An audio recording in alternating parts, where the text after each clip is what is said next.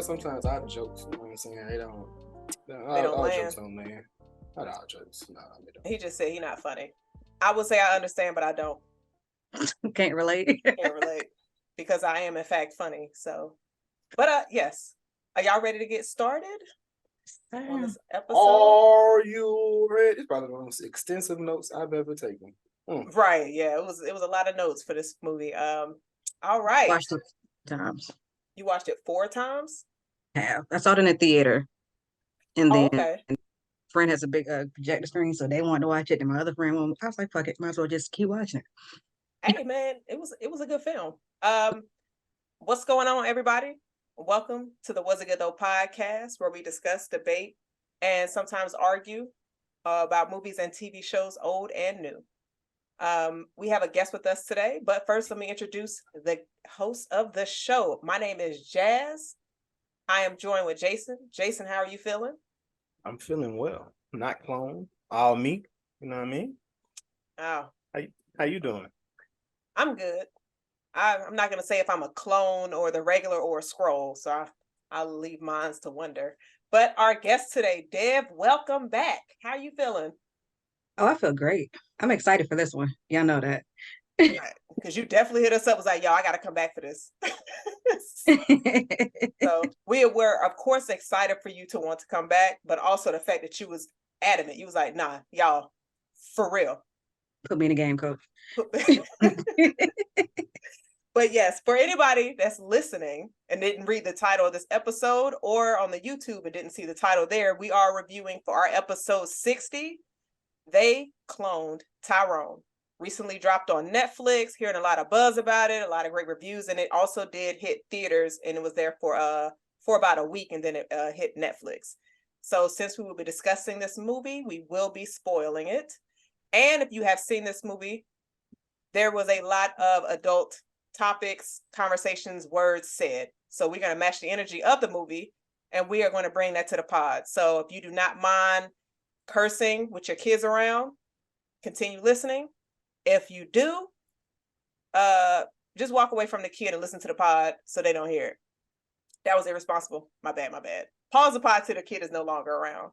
But yeah, so Jason, since you are real, well, Dave, are you a clone or are you real today? Like, today I'm real. Today. Okay. So are there days you use your clone to do other things? It sounds like. Absolutely. You got to make sure you use your resources, and sometimes I'm tired. Gotta be resourceful. I love it. But a pimp, a hoe, and a drug dealer walk into the bar. No, I'm just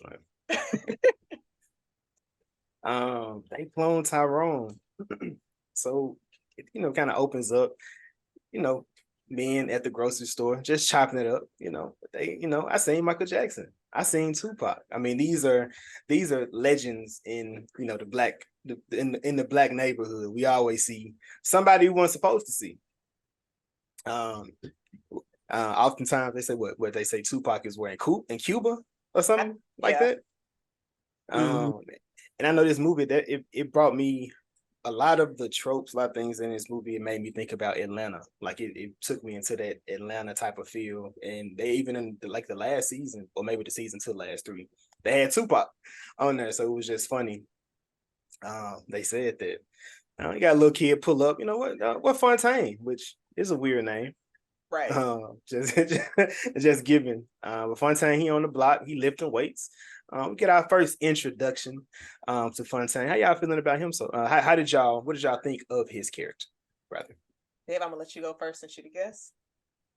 It actually felt like really authentic. I talk a lot about British actors and their portrayal of American roles. It didn't feel forced. It didn't feel like he was trying to be this person. Like it felt like, all right, if he was born here, this is exactly what I would envision. So it just felt like I love his versatility in acting and what he brought to this character right here. Yeah, I'll say when watching this film, I remember back in March when Jonathan Majors had his issues and it was like, who could replace him? And everybody was like, John Boyega. And looking at this movie, I'm like, well, hell, I mean, if if something come up, you're just like, look, well, I already played multiple characters of myself that wasn't me. Like, you saw them interacting, so it was completely to where he could just switch. Because like when that was said a couple of months ago, I was like, I don't know. But then like looking at this, I'm like, all right, I see the vision folks was trying to push a couple of months ago, but I definitely enjoy his character. Do y'all feel like with the other two characters that they drowned him out through this movie? To where it seems like his character kind of fell in the background since he was kind of the focal point of it. Do y'all feel like once they were like all on the same scene that he didn't? It felt balanced. Right. Okay. Like, I think it was you who sent me the thing on Instagram about the different parts of our personality or whatever. And it just felt really balanced. You can't have everybody on the same energy and give it, that type of depth that you're looking for. So he was just that serious, focused minded. He was really playing his role. And they definitely, balanced him out with the comedic timing. Yeah, Jamie Foxx, it's gonna be funny anyway. And Yo-Yo was just, I loved her. I loved her brain throughout the whole thing. So I think it was a good little balance for all three of them. I ain't feel like they drowned them out or anything like that though. Okay, what you think, Jason? He was Squidward. He definitely was. He was the Squidward of the bunch. If you put them together, I feel like that was the point of the kid, just to one, to motivate him to continue his journey, but also just to kind of narrate, where he is and who he needs to be in this story. But yeah, he was definitely Squidward. I don't think he was still I think he was still the focus.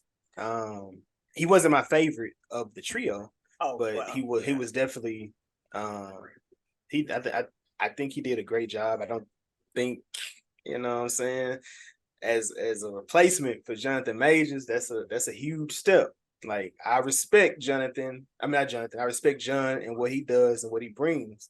But that's a different ballpark as far as Jonathan in a different. I feel like Jonathan's in a different league, but I understand why people would say, of him. So since Dale brought up British actors, do y'all know y'all favorite British actors? Do y'all know who they would be, or is it y'all not really sure who really is British right now? I have a few. I mean, So, obviously, Idris is definitely going to be Idris. I like Idris. Top favorites forever. And I'm so sorry, I'm forgetting his name right now, but the Grey Worm, Interview with the Vampire, the guy who plays him, I really like him as well. Durham. Or was it Raleigh? Raleigh Durham. No, you. It's not Durham. It's Raleigh. Raleigh something. Yeah, something. Richie. Yes. Something like yeah. Riley Richie. What you got, Jazz? You say yours. Okay, for me, Daniel Kaluuya, Damson Idris, and I'm thinking I'll pick Kingsley. I pick Kingsley. Yeah. Yes. Well, I forgot where he was from, so I was gonna say Damson, but I'm like, nah, Kingsley's number 1. And number 2. I don't know, man. I don't know. I need to see some more. I need to see some more. That's fair. They're I'm not gonna say they're grooming him, but they're definitely putting him in, like I said, so DeAndre mentioned it, is definitely giving Chadwick right now. Yes. He's all over the place. He's doing the teeny bopper. He's doing the super series. He's doing the biographical. What is it? Biopic. So yeah, he's all over the place right now. So I'm not mad at that. And I also want to add Lashana Lynch. Love her. From Woman King. I did just say men, but women, they're amazing. I didn't say that. I just mentioned men, but I meant men. But I love them. That's my baby. Yeah, I love her. I was just looking at her page last night. I don't know if you've been looking at Jason's timeline lately, but I wanted to Hey, you gotta chill out. Just it's a lot of retweets and looking, but okay. No, I'm not gonna lie. Jason did retweet something last week that was wild as hell, and I said, Jason, what? And it wasn't on my timeline before. And I was like, Jason, what is this? You know which one it is when you was. It was a couple of things. It was on your Instagram too. I seen it. His Twitter was wild. it was. Okay, so Squidward, SpongeBob, Patrick, Junebug is a drug dealer. A drug dealer on the block selling drugs in the wrong spot. It looks like Junebug possibly working with Fontaine to keep certain people, I'm assuming, out of his area. He runs them down, with the car, which, things like this, they come with repercussions. Not sure how quick they was gonna come back, but clearly, it comes back pretty quickly. Dev, you get your man's gets a phone call. How are you feeling about seeing J. Alphonse in this next scene? As always, I love Fonz's work, no matter what he plays, if it's a small role or a big role. I think as that counter character, he did a really good job. Of course, I wished he had a bigger role in the movie, but for what he showed us, I think it fit in for everything. I love the fact that once he got off the phone, he was like, I can't never have no me time. That part. Did either of you catch the radio in the background? No, I didn't. Okay. It was I don't remember the song, but again, I watched it 4 times. So like every time I watched it, I picked up on different things. So it was some of that mind control music. Or like the lyrics in it were like pretty much subtly telling someone what to do. And it's one, I didn't pay attention to it the first or second time I listened to it. I was like, that 4th time, I had a little time to pay attention to stuff I didn't care about. Got you. Okay. But when you hear, like, there are a lot of different messages that you see, a lot of different things that you hear, but you have to listen real close. But in this scene, it actually is a radio broadcast that says, there's a crisis about to happen. We're going to keep it on this radio station to see what's about to happen. Now, going into it, on the rewatch, it was like, oh shit, they pretty much telling you somebody's in trouble or something. Well, you don't know what the crisis is. But looking at it now, it's like, oh shit, they was talking about, because Isaac got the phone call about this situation, the crisis is to the person that we find out later is cloned. But that's what the crisis or the situation is that they got to keep an eye on. So I think, when they say they're watching the Glen, they're watching, whoever they want to continue these cycles pretty closely. But yeah, you have to go back and watch that scene. You can hear it. Because when you were saying that, like, oh, we're gonna tell you a crisis coming, we're gonna tell you what it was, stay here. As you were saying that made me think they were just trying to make sure people stayed on that channel so they wouldn't switch, and they would just play random songs to have them get tired or chase Black folks down the street and all of that. So yeah, it's like they was definitely pushing this stuff,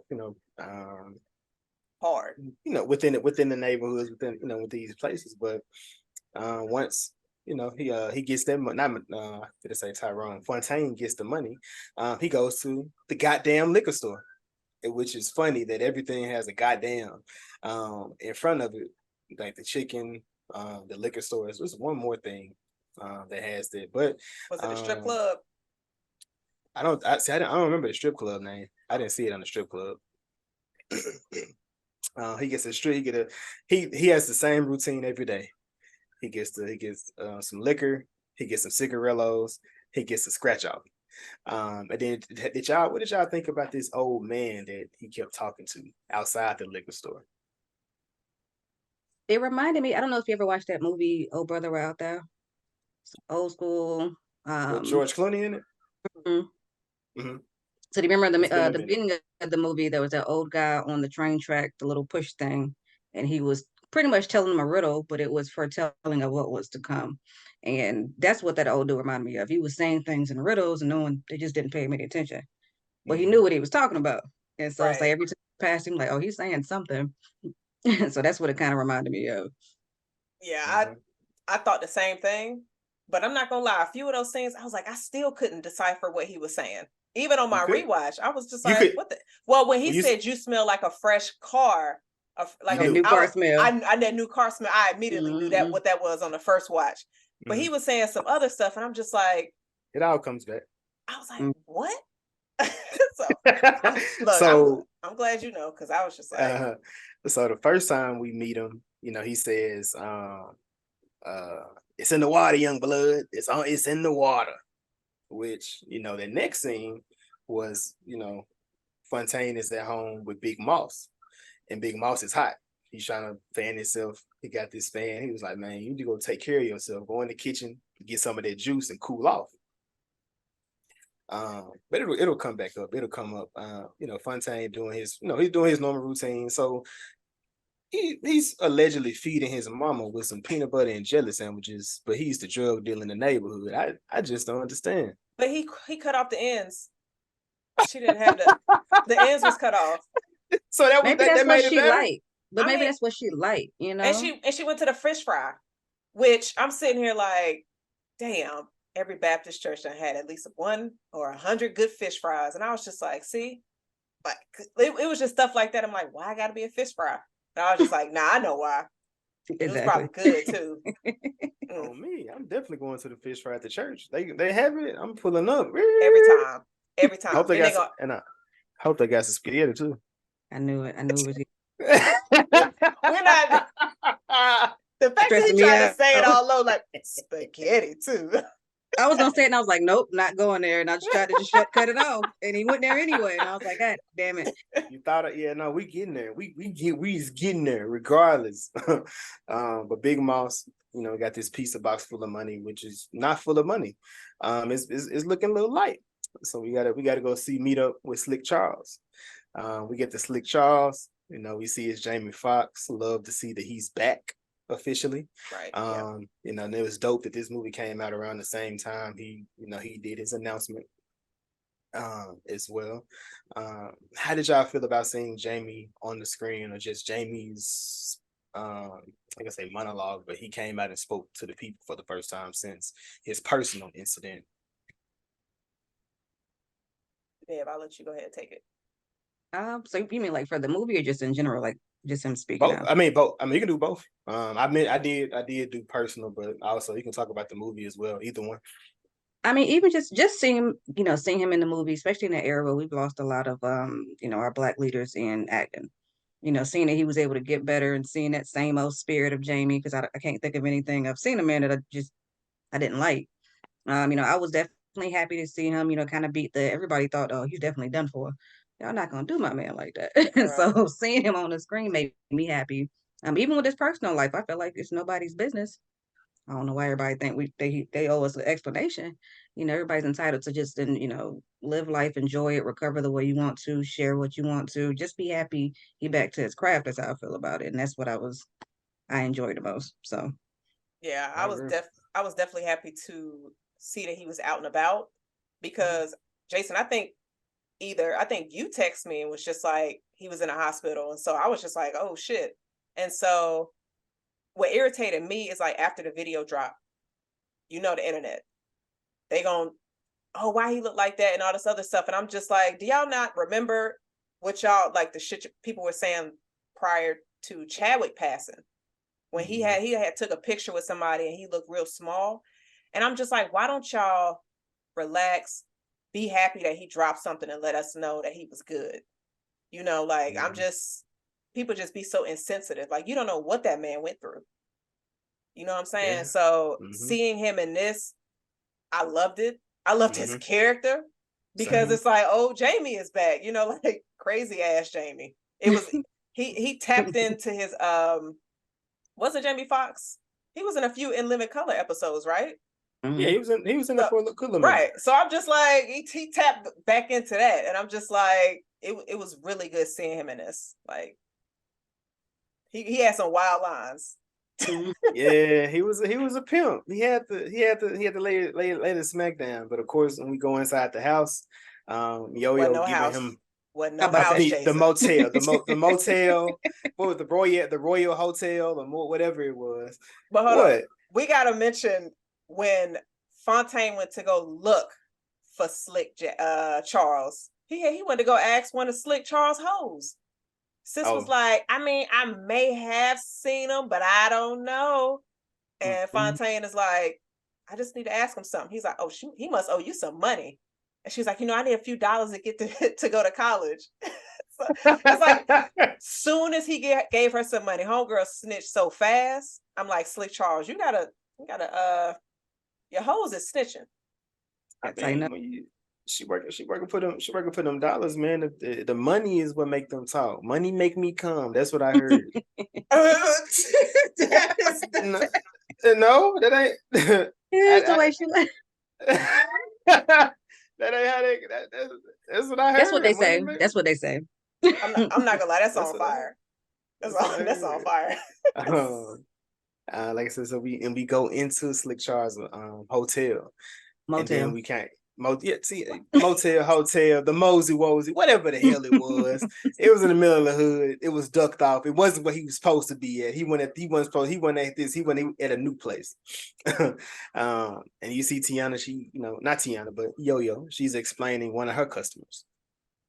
And she said she wasn't sure if he was 12 or he was Hannibal Lecter, but she still got in the car.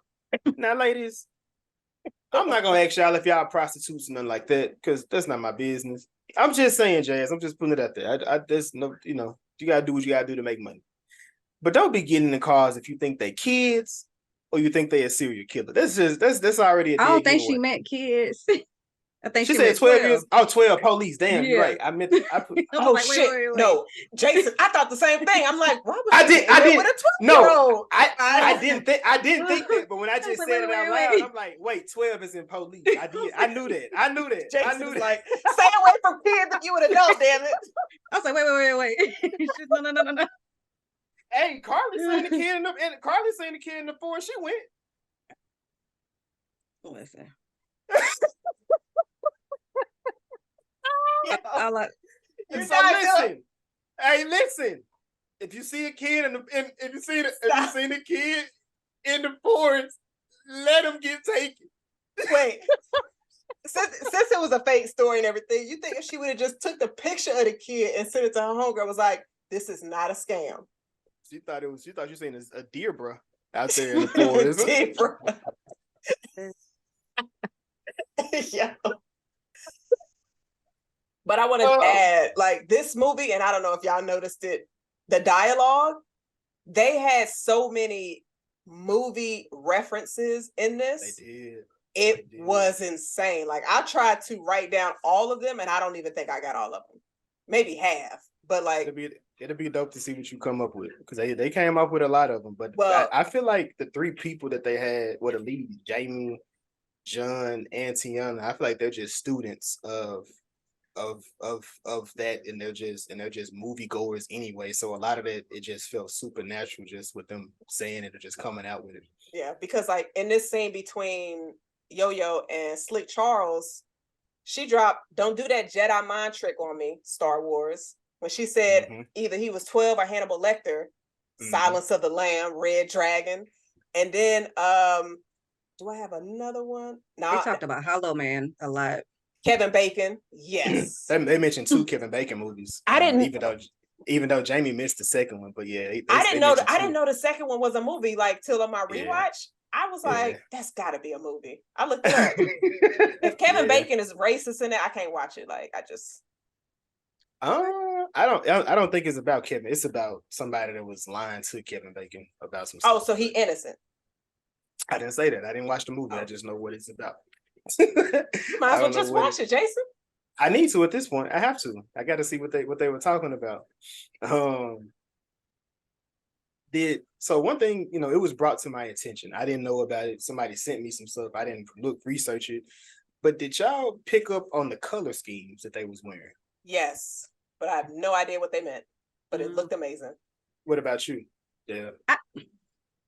So like a couple of references I was looking into, they're talking about like a cross between Scooby-Doo and some other blaxploitation movies. I didn't really pick up on a direct reference. I did just love the whole costume setup. Like the colors were just, they say Black people can't wear colors, so I felt like they brought all the colors to the screen, and I appreciated this. They was rocking them colors. That's all I have for you. I felt like so when you start to dig into what the colors mean and things like that, they do kind of represent each of the people or each of the characters. So like like green, they're supposed to stand for like nature and growth. And of course, that's what Fontaine wore. Yellow is more of an intellect, creative happiness, and the power of persuasion, which you see that with her when she was with the guy, the manager, and then of course Red. It's more about it's multiple meanings for Red. What it could be, so it could be like it can stand for anger, but it also goes for like strength, passion, energy, and creativity, and also security. So I mean, to an extent, you can see where that would come from with Slick Charles, because he more so shows his strength closer to the end with how he plays different things, which it was like, damn, they kept playing him like he was sucking, and he had to show them like, even though I'm like this, I'm really like that too. I can get it both ways. So, and I like how Barry always I be seeing his Instagram sometime. He talks about blockchain. So it was funny when she was like, you know what? I'm not doing cryptocurrency. It's blockchain, nigga. That's what we going into next. So I don't know what it is, but okay. I mean, it gotta be something important now because it's in the movie. Yeah, I was like, what is it? I was sitting here like, I don't want to ask, but then you said you don't know. I said, oh, okay. You got to direct that to Barry, friend of the show. Shout out to Barry. Yeah, please educate your sister Jazz over here what blockchain is. Appreciate you. Thank you. And of course, she's mad. She's leaving Slick Charles. He mad about some juice.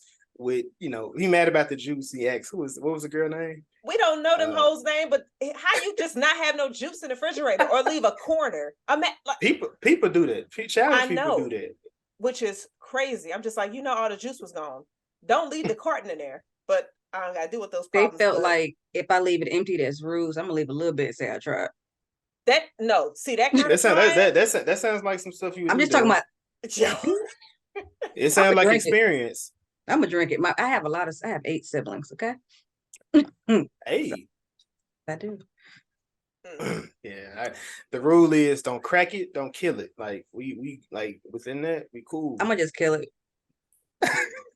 Just might as well.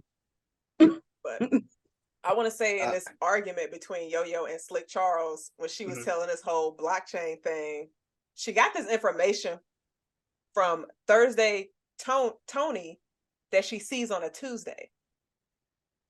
Do y'all remember like when she said that? I was just like, wait, what? Thursday Tony, who she see on Tuesday. So obviously I missed it. For real? Oh man. I missed that too. Yeah. Damn. Yeah. 4 times there. I was you catch different. She was catching different. She caught different things. That's on the 5th. I need one more watch. Right. On the 5th watch, they're gonna have the whole script. She's just gonna be the whole thing. So next scene, Yo-Yo, she leaves out. She gives Fontaine the drop on where Slick Charles is. We get the beat, boom, boom, boom, boom. See, that's why I called your ass Yo-Yo. Because every time your ass leave, your ass come, God damn. Now Fontaine has made it to Slick Charles. First scene with Slick Charles and Fontaine on the screen together. What did y'all think about this scene of them in the room fussing about this money? The fact that he slammed the door so fast, looking around, like he's still out there. Like, but then he tried to switch it. He was just like, I've been looking out everywhere for you, nigga. Where you been? Like he had to come up with some type of conversation to make it seem like I ain't got this nigga money, but let me try to see if I can get out of having to pay him. But I thought this scene was funny. Like the exchange was hilarious because I think Jamie like pretty much stole the scene, but Fontaine wasn't really interacting. He was just looking for his money in the room. And you see Jamie has all the dialogue. And I think one of his hoes was in there just chilling too.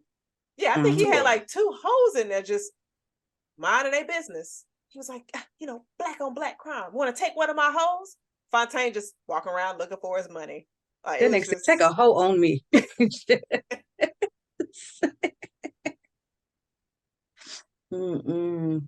But yeah, what you think about the scene there in their engagement?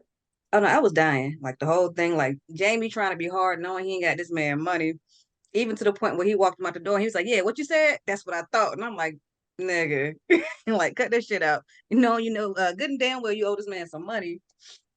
But like, yeah, Jamie, this was definitely classic Jamie because he's done a lot more serious movies. So getting to see him just be And a lot of this was improv too. So just seeing him just act a fool, talk some shit while this nigga is seriously looking for his money. And the whole time I'm like, he giving y'all some grace.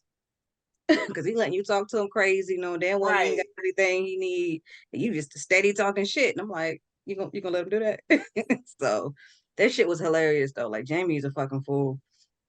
And in It this felt scene, oh, I was just gonna mention the movie reference that was in this because Jamie Slick Rick called him the Grinch. He was like, he did. and I was just like, ha, Grinch reference. I think it was more of like a respect thing, which is why he wasn't really talking crazy to him, but he was like, if you want to go, we can. Type of Right. thing. Like that's what it felt like with why Fontaine wasn't really, trying to fight him. But he takes his contingency money. He leaves. He goes into the car, and I feel like this is one of the scenes I was just like, come on, nigga. Like, he gets into the car. Somebody pulls behind him. He sees who's behind him. He could have peeled back, bust a right to get out the parking lot, but instead he just stays there. Wait, didn't he So back into him? he did, yeah. Well, he actually got out the car first. Okay. His order of operations was wrong. He should have backed up and then tried to get out the car. But yeah, him getting out, like, nah, that didn't make any sense. But I love how none of the scenes in this movie felt rushed, and they weren't rushed. You just seeing him wait there, looking in his rearview mirror, and then he just and he's slowly getting his gun out. So they took their time with this scene. And so it's just, I definitely appreciated it because instead of trying to rush it, and then once he got shot, just seeing the reaction of Fontaine trying to back the car out, and then he just like convulsing and then comes to his end. But like that was a wild scene. Yeah, it was. Slick Charles comes out, he sees what's going on. And I guess at that point I was like, oh shit, they getting to it early. Right. Early into the movie. And of course he wakes up. When he wakes up, he does say same routine, go check on his mama. Hey mama, you want something to eat? Nah, babe, I'm watching my stories. And he heads down to the store, as he typically do, and then we hear the Slick Charles there in the house looking at the TV, and you hear straighter is greater, the 2C perm. That's on the news, which I was like, did they? Obviously, he hadn't said that yet, right? The old man. Yeah, he hadn't said that yet. I feel like he said it right after. He said it after we seen it this time at least. Yeah.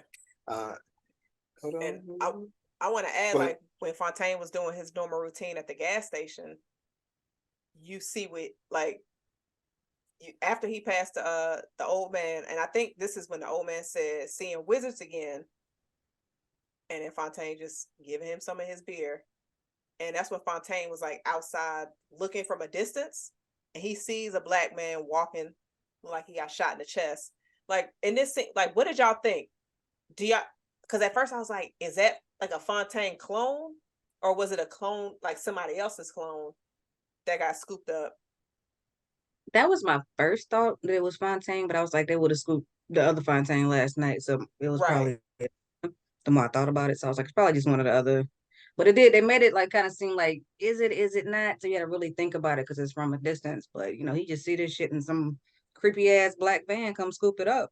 Like he's like, oh, okay. But he reacted, but he didn't really react. Not enough for me, because I would have been like, yeah, I ain't see this shit. Like I'm the only person that saw that.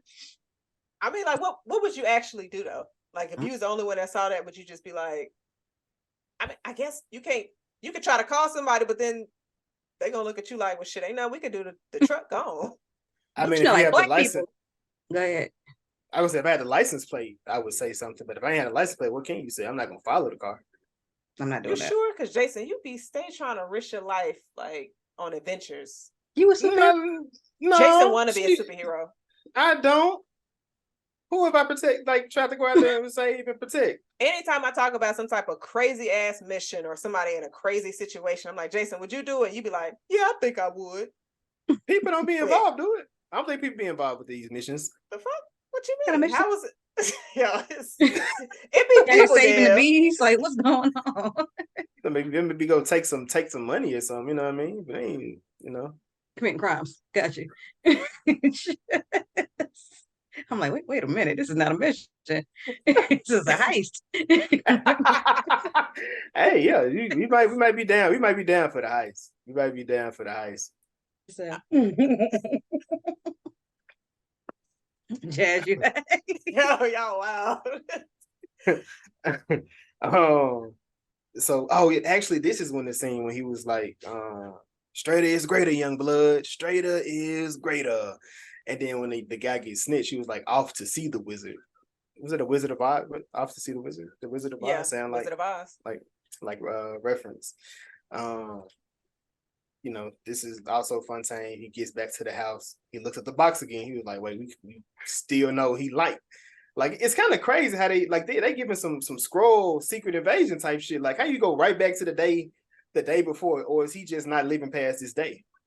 Like I was trying to think that too, because I was like, it's kind of giving me like Groundhog Day energy, but it's just like you bring somebody in who has, I guess, the most up-to-date memory of Fontaine, which is a day prior to when he gets in there. So he's just like, well, let me go through the normal routine that I would normally go through. But the thing is, in current day, all of that stuff has been done already. Like, excuse me, like thinking back, whoever wrote this, like that's dope as shit. So what if this like, if it was us, it'd probably be like a deja vu. You ever thought about that? Like, or a dream. Like, yeah, it'd be you've already seen it, you've already done it. Like I remember doing this before. Make it that. What happened? You thinking about it? Well, if it's something, okay, to your scenario, deja vu to where it's like you lived it, but what if it's something that you've never experienced? That's why I be thinking when you have like the whole WandaVision timeline, like your dreams is what another version of you is doing somewhere else. Yeah, I like that. I like that scenario as well. Like a second person if you living that life. I mean, I don't like it because they out here living the dream. But yeah, no, I feel you. Yeah, or like everything, everywhere, all at once. One decision you make and it breaks off into two different universes. I be thinking I be doing that too. Just walking through and I be like, should I get that parking space? And I be like, nah. Should I help this old lady? Nah. Then it break off.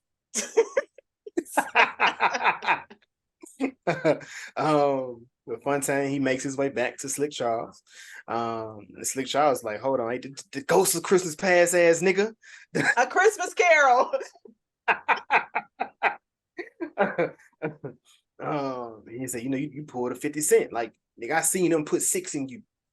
You went outside, you put 6. You know what? Fuck that. Let's go get Yo-Yo, motherfucker. We gonna sue who crazy between the two of us. And then we run into Yo-Yo. She's outside. I was trying to figure out what these references was. She was like, I can give you something Corandon. I wrote it down wrong. We were talking about it's like different sex moves, pretty much, or certain types of hand jobs or combination. It's weird. I ain't gonna say weird. I mean, not kink shame. It is sex worker talk for different acts that they want to perform specifically. Don't ask me what the acts are. I ain't that deep. I was about to say enlighten us. Hell, I don't know, but they're like different sex acts. They just have weird names or like something specific, like put a finger up my butt while you're giving me a hand job, whatever. They got names for this shit. Is all I'm saying. I don't want that number. Give me another number. I don't like that one. I get a regular, please. I be seeing some of the girls on Snapchat. They be like, check, ask me for a menu. Like, I don't like that menu. What else you got? It gotta be a secret menu somewhere, like McDonald's. Like, but she said, well, I can give you the Shalimar, and that was the music group, and I know they're famous. They're most famous song is A Night to Remember. So I was like, maybe that's what she was referring to. But the other ones was actors or actresses. So I couldn't figure that piece out. But didn't she say Michelle Obama? he called the guy. He said, "Get your Obama looking ass up That out of ain't here." She ain't Michelle. Michelle. But I love this scene as well. Tiana was my favorite character in this movie. Same. I love when they were in the car and she was just going through what she's saying and she was hoping that it was Slick Charles that got shot. I think my favorite interaction when he was like, "Bitch, you say one more word, I'm gonna slap the wig off your head. I'm gonna slap the wig so fast, I'm gonna pop out this I'm gonna hop up out this Goodwill suit. I'll be in my Gucci drawers and back into it before it hit the floor." But the first time I watched it, I didn't catch that he called her hair a wig, and that's important later. Like I was like, look natural to me. So, yeah, she was killing it. She was killing it. We shout out to the cat, whoever the costume designers and the artists and whatnot that did that, because they definitely I definitely didn't know it was. So it was dope. That reference came back up. Right. He was like, "Look, I need this information, and you could be on your merry whole way." She's like, "Yeah." Yeah, I wonder.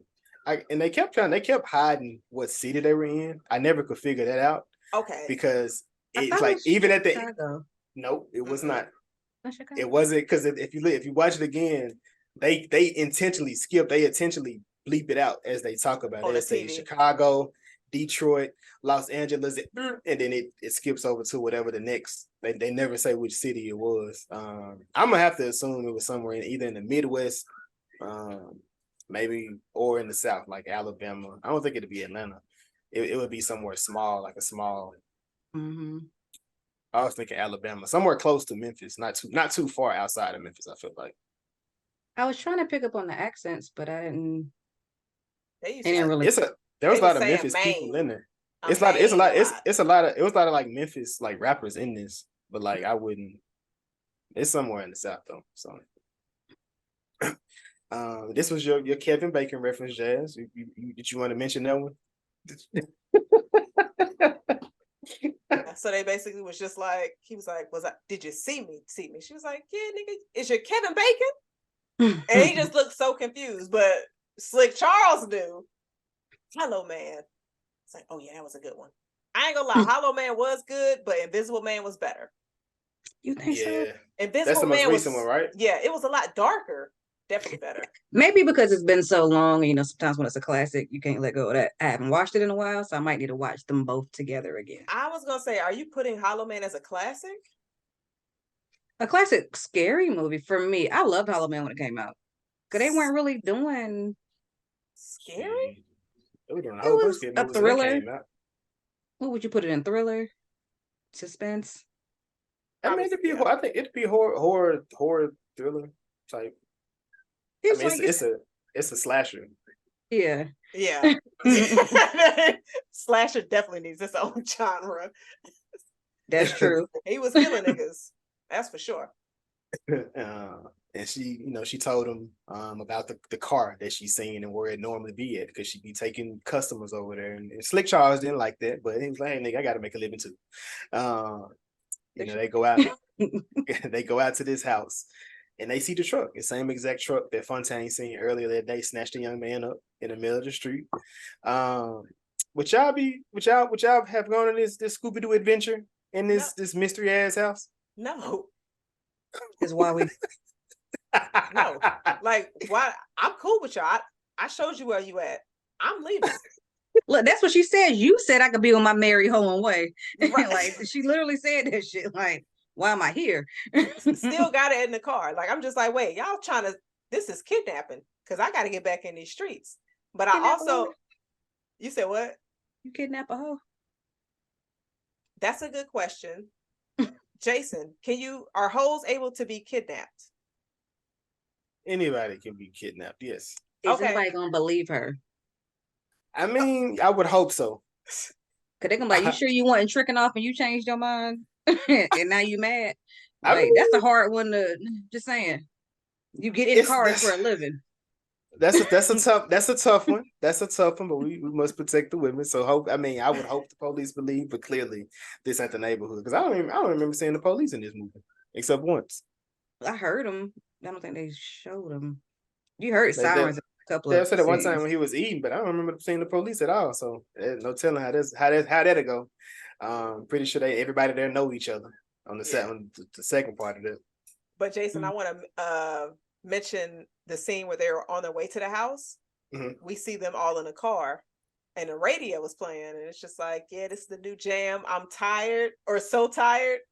And then Slick Charles is like, Fontaine, turn that damn song. I hate that song. That song always make me tired. And then like everybody started yawning. And when I was first watching this, I said, yo, this is like, what is going on? But I'm thinking all of the major things that are so close to our culture, they was messing with. Or that's, heavy in our culture. The music, super heavy, like embedded in our culture. So I was just like, damn, making you tired. And I thought it was like my depressed music, it don't make me tired at all. Don't get me started. On jazz? Or you got depressed music too? Herself. We was on a boat, Jason. We was on a boat. Nah. Wait, damn. You gotta relax. We was on vacation, damn it. I was laying down. She got her music. I'm sleep. My eyes closed, right? So I'm just, basking in the ambiance. And I finally pay attention to the music that this Negro was playing. Ain't nothing but Mary J. Blige, right? I said, Jazz, you all right? She said, huh?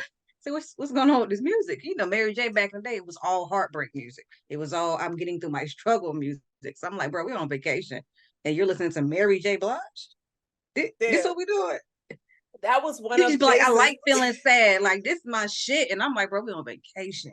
Can we play some ass shaking music or something? I don't know, something ignorant. I want to hear some ignorant shit on my goddamn vacation, and your ass is listening to Mary J. Blige. I'll be everyone get a free drink, sis. That's jazz for you. Jazz like she on at the turn up talking about I'm going down. I'm just like, nigga, are you okay? You exaggerated that story like crazy. It sounded appropriate. It sounded real appropriate when she said it.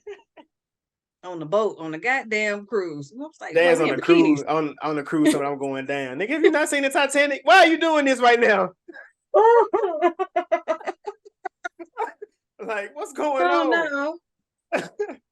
I'm not gonna cry. Come on now, get your ass off this boat. It's a whole bunch of you can swim now. Get out there. Or float. Either one. You can sit out there. Yo, is y'all niggas done? In 7 days. No, nigga. The trip is almost over. Stop. On the crew, nigga. Damn. Every chance I got, I played some ignorant to balance that shit out. Second place, you gotta. I was like, Alexa, play "Shake Something" by the Baby because I'm sick of this shit. Put some Sexy Red in her playlist or something. Just next time, they say my pussy big, my booty whole brand. Just say that. Just say it. Just say one of these. Y'all really spent 5 minutes on the pie going in on me. Like, that's crazy. Jesus Christ.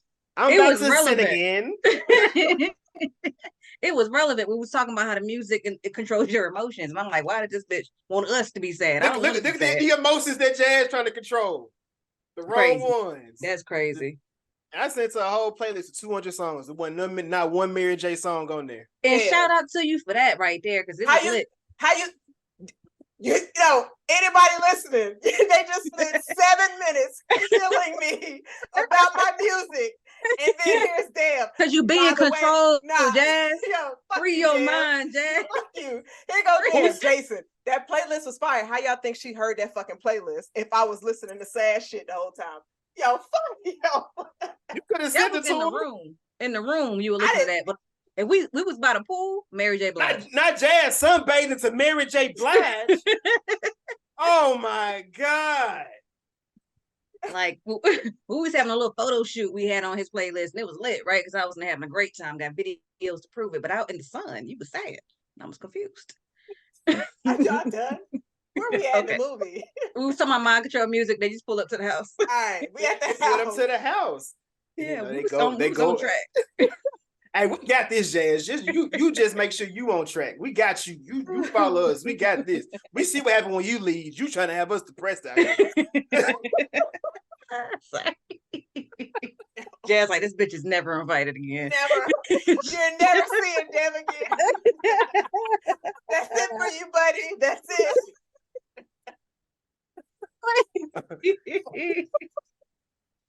Oh god. So they pull up to the house. They Mhm. do see. They like I said, Fontaine sees the car. Yo-Yo sees the car, and they go in. Slick Charles wasn't gonna go in. He was gonna chill. He said, you know, he was finna sit in the car, but Fontaine cocked the gun. He was like, you know what, it's some good fresh air outside, my nigga. So they say good air good for you. Let me step out with you.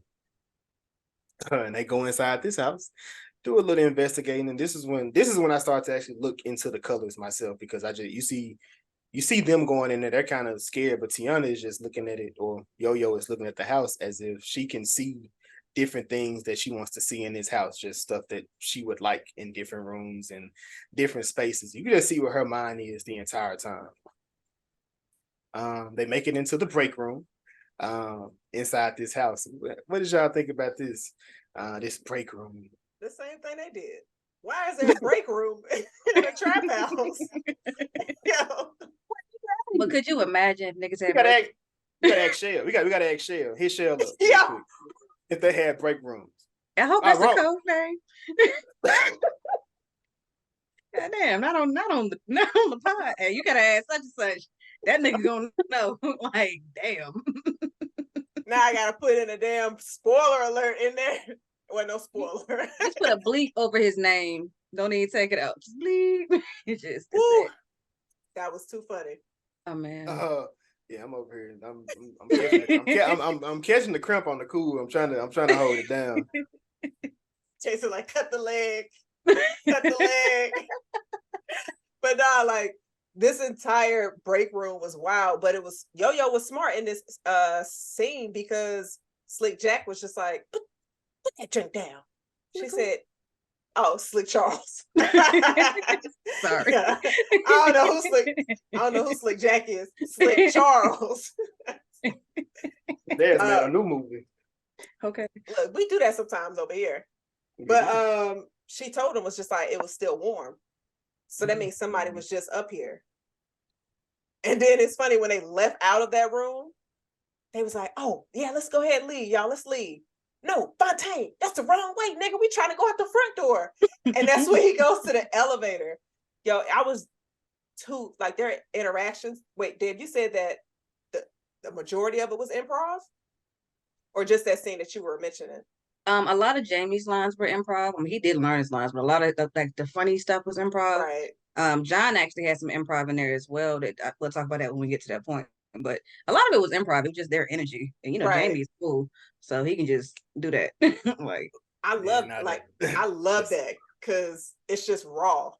And then when you hear about that and then you see it, you just like, oh yeah, that was them. Because the AI could never write something like that. Damn can't. Shout out to the pay them people, get them people their money. We need more beautiful films like this out there. So when they go inside the house, they get inside this elevator. They go inside the elevator. Everybody got their gun. Well, Fontaine, I don't think he ever put his gun away. So we're just gonna assume his was always out. Yo-Yo pulls out a gun and he asks her why she got a gun. And he was like, well, shit, you never know what may be behind it though. And then Jamie Foxx pulled out his little pea shooter. And they go into the room and you see this white man with an afro dancing to Michael Jackson. What are y'all thinking now? You forget, you gotta back up to Jazz. It should have been her favorite part of this goddamn movie, when they were singing going down the elevator. That wasn't was it this? It wasn't this time. Yeah, because the second one that when they it was the second time they went down the elevator and they were singing. About to say, you're right. In church. It was in church. White costumes on. Yeah. She was ready to talk shit. You see that? That's crazy. Oh, I was too. I was too, but I'm saving it. I'm gonna save toss it again. Like, Look at this Jan's is- face. She's like, why y'all doing me like this? Like, I'm like, it's crazy. This Like, we movie ain't there represented yet. so much unity, and here y'all motherfuckers go, oh, the clip is lit already in there, bitch. Like, that's crazy. that's a part of the unity. It is a part of black bonding, I should say. Yeah, It is. I don't know who told y'all those lies, but they were lies. That But needs to be a vote, but anywho.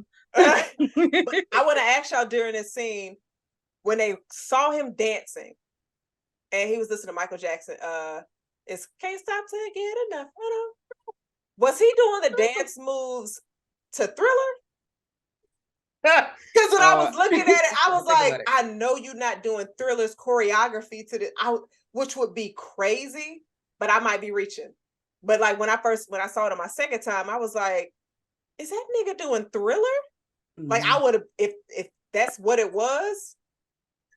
Yeah, I mean, so the don't stop till you get enough video is, I mean, it's Michael Jackson just like he's just in the room by himself, kind of bopping, yeah. just moving Right. around, kind of vibing with the with clones to a certain extent. You know what I mean? Like it's the little holograms Right. of him doing it. So it's kind of hard to say because there are specific moves in Thriller. Why I know why you would think that. right, because you'll So know a it's damn hard. Thriller. Like ain't nobody gonna be like throw up a maybe ball. Like you gonna know. And the way he was moving, I'm not mad. I'm not mad at that. I'm not mad at that, considering he was white and he was a clone too. But yeah, you're right. and he had a fro. Yeah, which is that was hard to make. It took that last conversation. It was a lot in there. I missed a lot of times, so I had to actually sit and listen to that. Mm-hmm. So they grab him up. They put him up against the wall. Tiana and I keep on going. Tiana, Yo-Yo and Jamie. Fuck it. Tiana and Jamie are in the room. They're moving through the room super like quiet, like they're scared type to an extent. Fontaine, like I'm trying to figure. I need some motherfucking answers. And you niggas gonna give them. You niggas gonna give them to me. But Jamie Foxx, he sees some coke and he tries it, and he just started laughing, and that was super. Now that if you're talking about In Living Color, he was like, "Ooh, what they say?" When he had dude up to the wall, he said, "What the fuck going on with you?" Don't laugh, nigga. Like Jamie in this was amazing, man. First of all, not that I do cocaine, but just trying random cocaine on the table as well. It doesn't seem safe. It don't. We don't. You don't know what that is, James. You put it down. And then he put some in his little baggie. Yeah, he Like did. he was like, "Let me get something to take home." And then said- Yo-Yo tries it. Mhm. I wasn't sure if she tried the same exact thing or she tried something different. Because she but I wasn't know when she laughing. did- Yeah, she said, "Hey." But you didn't see her laughing though. She was over here doing scientist shit. She had she have like the goggles on? Like she was over here pouring shit. I don't know if she like tried it or she just did that shit that people be doing. They lick it or whatever. I don't know if she like sniffed it like how he did. She tried something because it made her face turn up whenever she did it. Mhm. But of course, Tiana is messing with the tubes inside the lab. She drops one, it busts, and Jamie mistakenly kills the technician in this scene. Go get some wet naps. I was like, She said, "What? That's what wet naps gonna do." And this is when Fontaine, I guess he comes to a self-realization that he's possibly a clone. He sees himself on the table.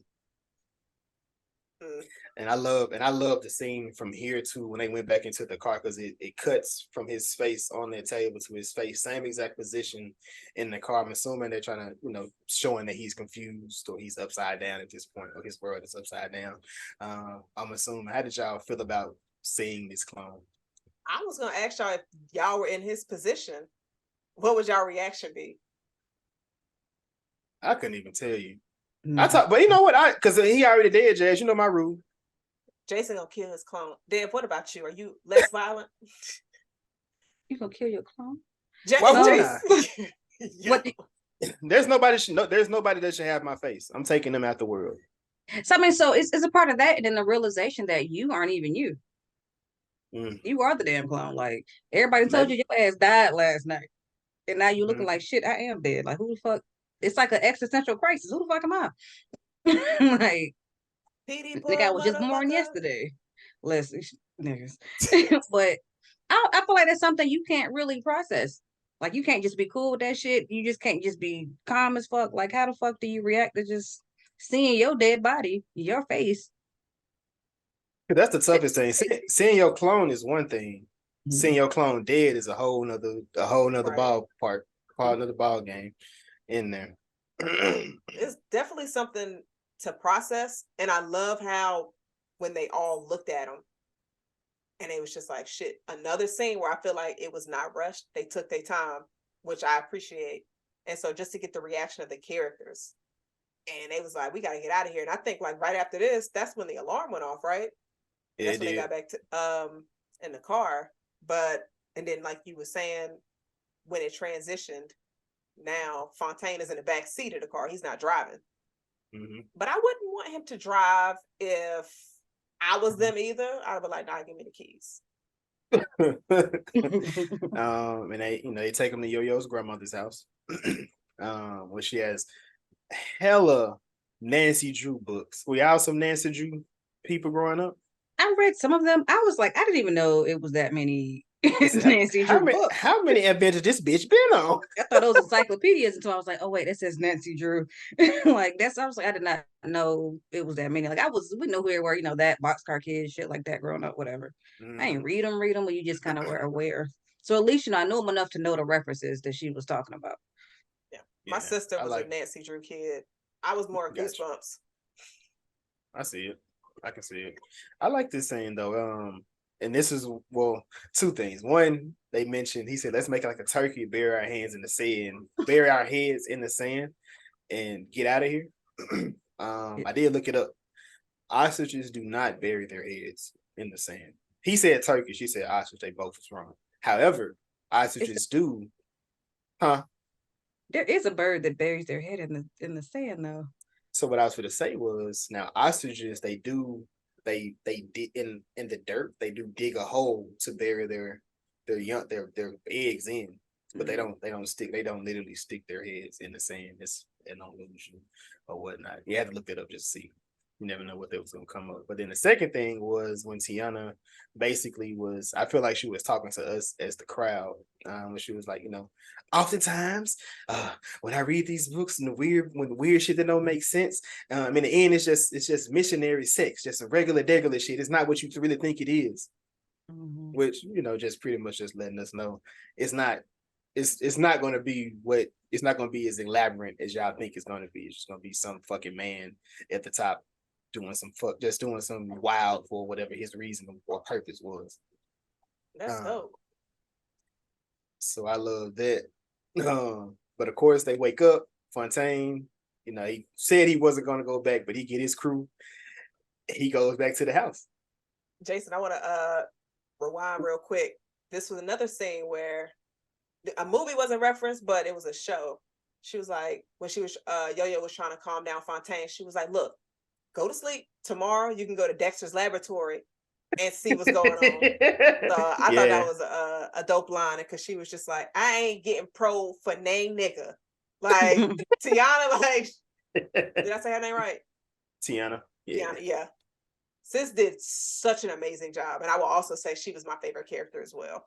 Like, yeah, she was. I mean, since we're just throwing references out there, they was watching Bloodsport in the break room. That's a great fight movie if you ever with Jean-Claude Van Damme. Oh yeah. But they make it back to the room. So this is what we're gonna go back to that first reference of the old man. They in the house, they're looking at, he was like, it was a whole lab and shit, bro.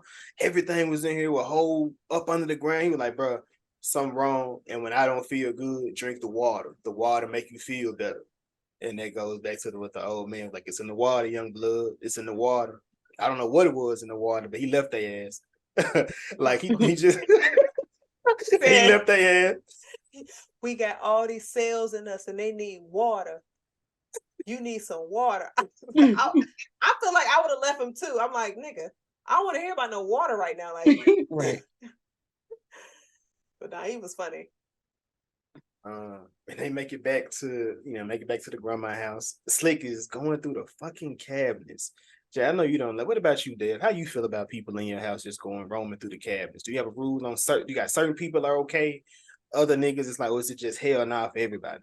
Absolutely no. Once you know the whole thing. After a certain amount of times of being in my house, you're no longer a guest. Do not ask me to use my bathroom. Obvious shit. Yeah, you can get you something to drink. I don't care. Don't go eat my leftovers, but go get yourself something to drink. Like you done been here 15 damn times. Hell, you might have a spare key or some shit. You're no longer a guest. Now, this your first time at my house, so I just kind of let you over for. Don't be digging through my shit. Who the hell raised you? You got to get that permission or that verbal. You're no longer a guest. Until then, you're a fucking guest. Don't be touching my shit. Like, who raised you? What about you, Jazz? Well, I know your rule. What movie does make you think of? Let me ask you that.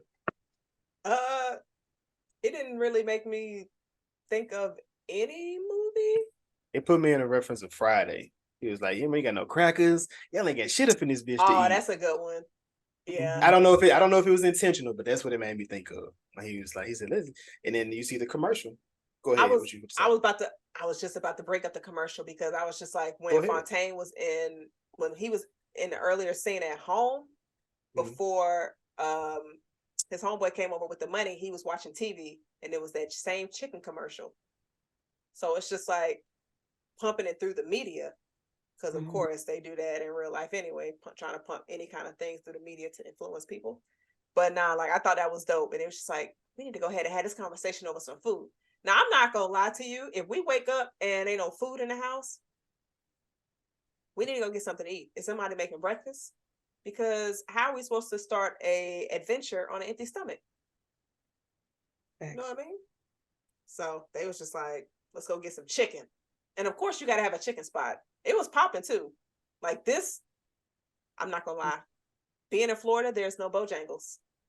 This scene had me wanting Bojangles so bad. I was like, oh my God, that chicken looks so good. I don't know. Bojangles is alright. I mean, you know what I'm saying? I know. Different strokes. I ain't gonna, throw no shots. There is no famous chicken spot where I'm at. Now back home, it's hot wings, but here, I ain't no chicken spot like that. But of course, they begin to eat this chicken.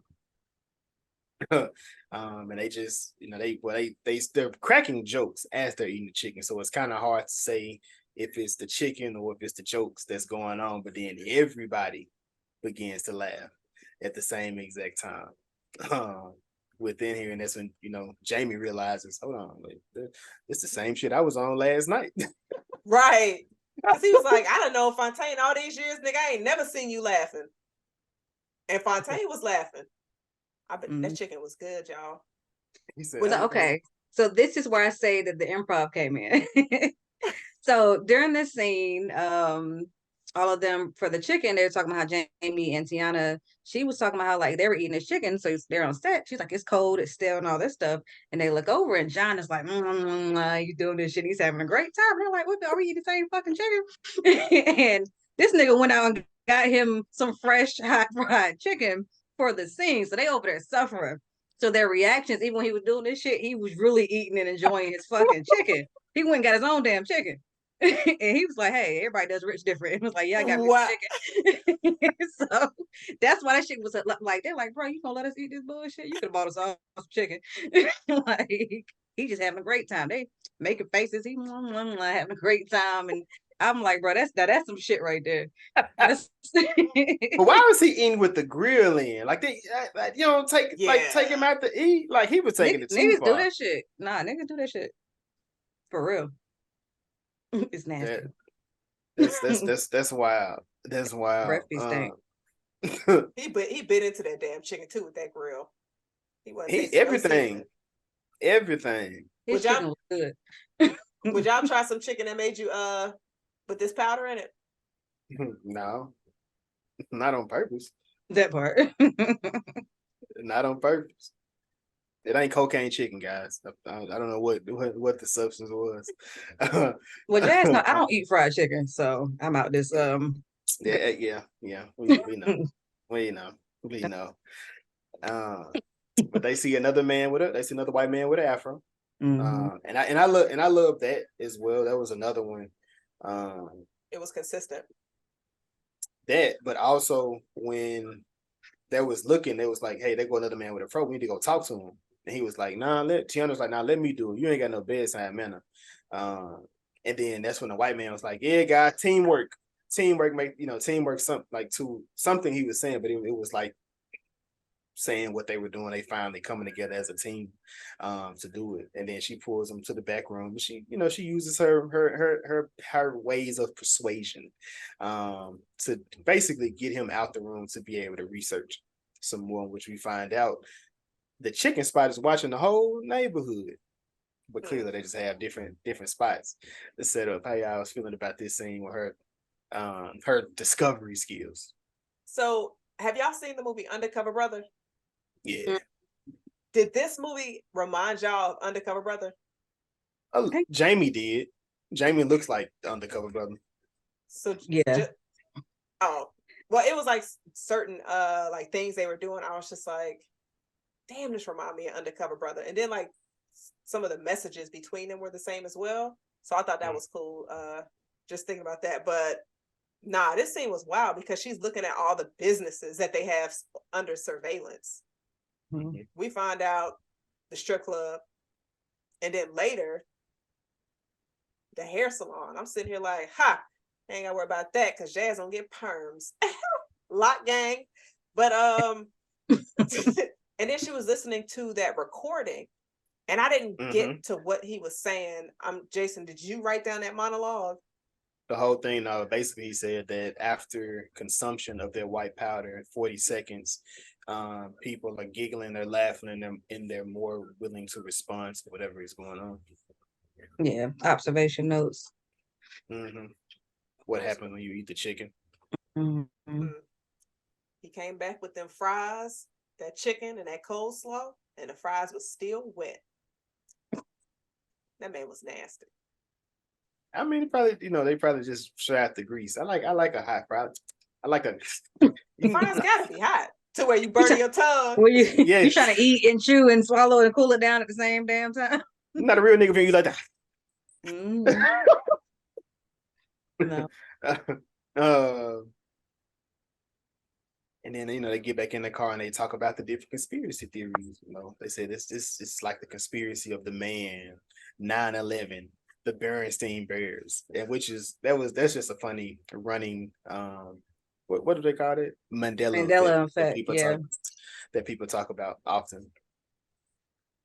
So again, like I said, you see they in the car, they're trying to make it to the next spot, and then again you see Yo-Yo Sheena doing crossword puzzles. That's just what that's like I said, she's always challenging her mind, doing different things. It's just showing she's outside of the realm that these two are in. She just stuck she's trapped in her circumstance, unfortunately. And then she knows it too. Hell, she done pulled a picture out this man's car. And she looking at the picture of her brother. What did y'all feel? What did y'all think about this story early on when we first get it? I was curious if we were going to get some type of context, because when Fontaine was at home, it was obviously a obituary on the refrigerator, and I was like, because he looked like Junebug.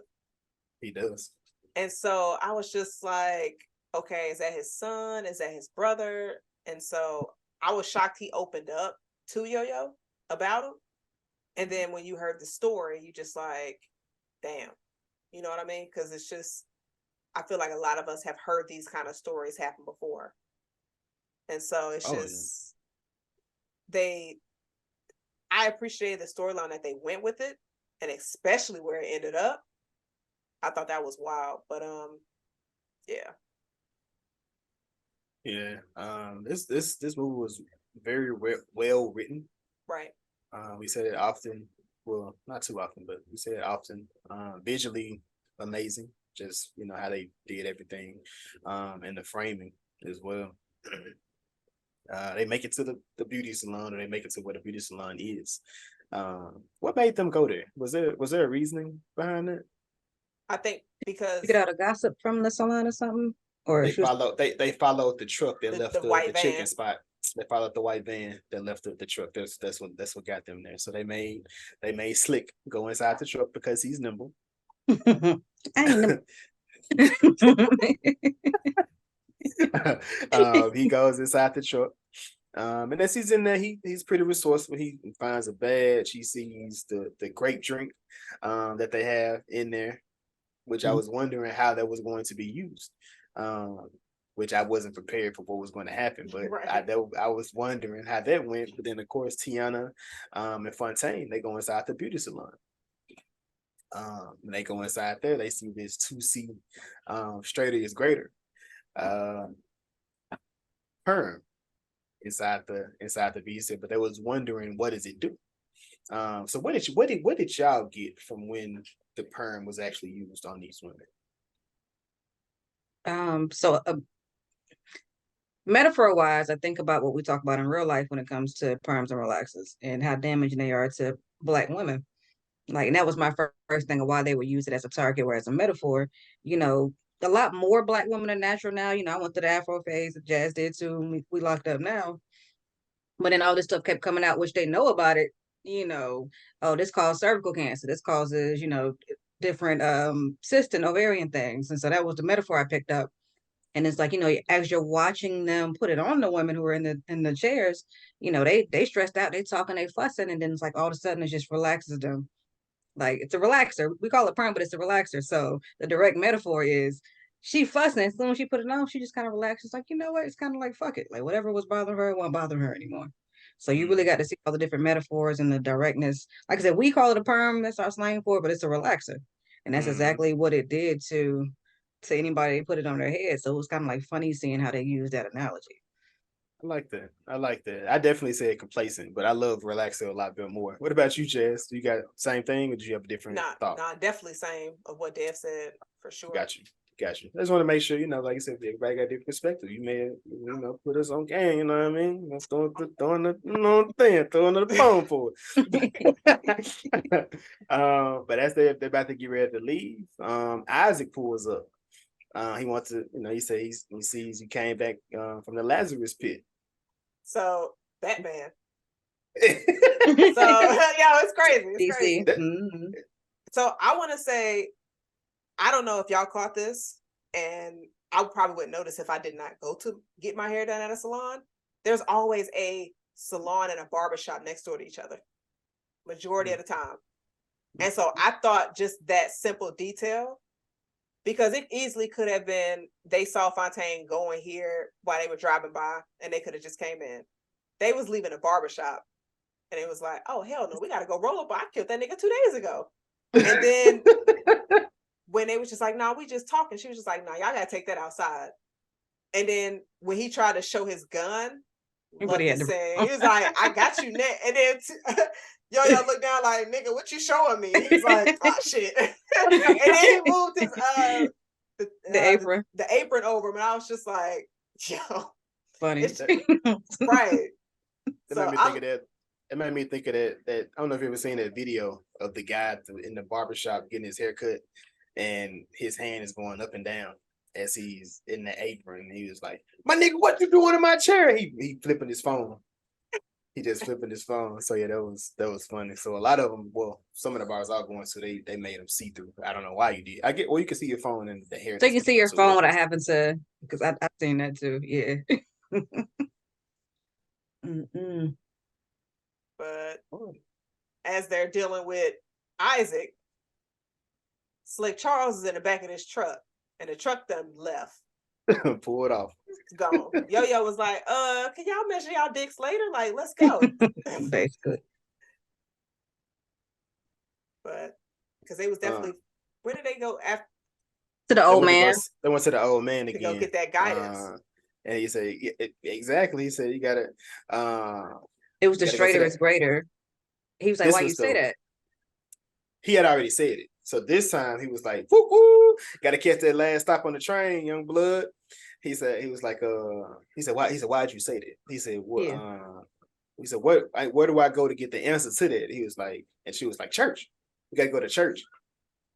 He said, yes, sir. Big man always knows the way.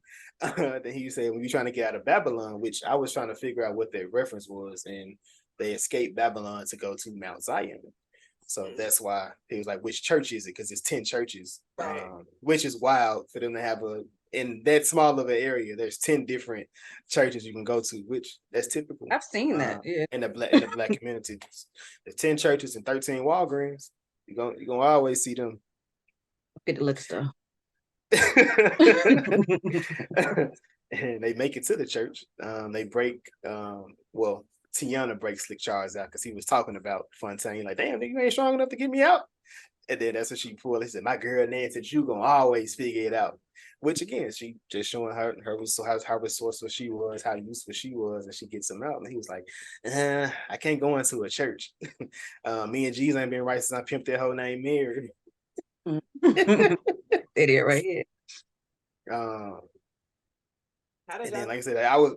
What go ahead, Jess? I was gonna just ask, how did y'all feel about this church scene? I loved it. Because we got David Allen Greer as the pastor. Right.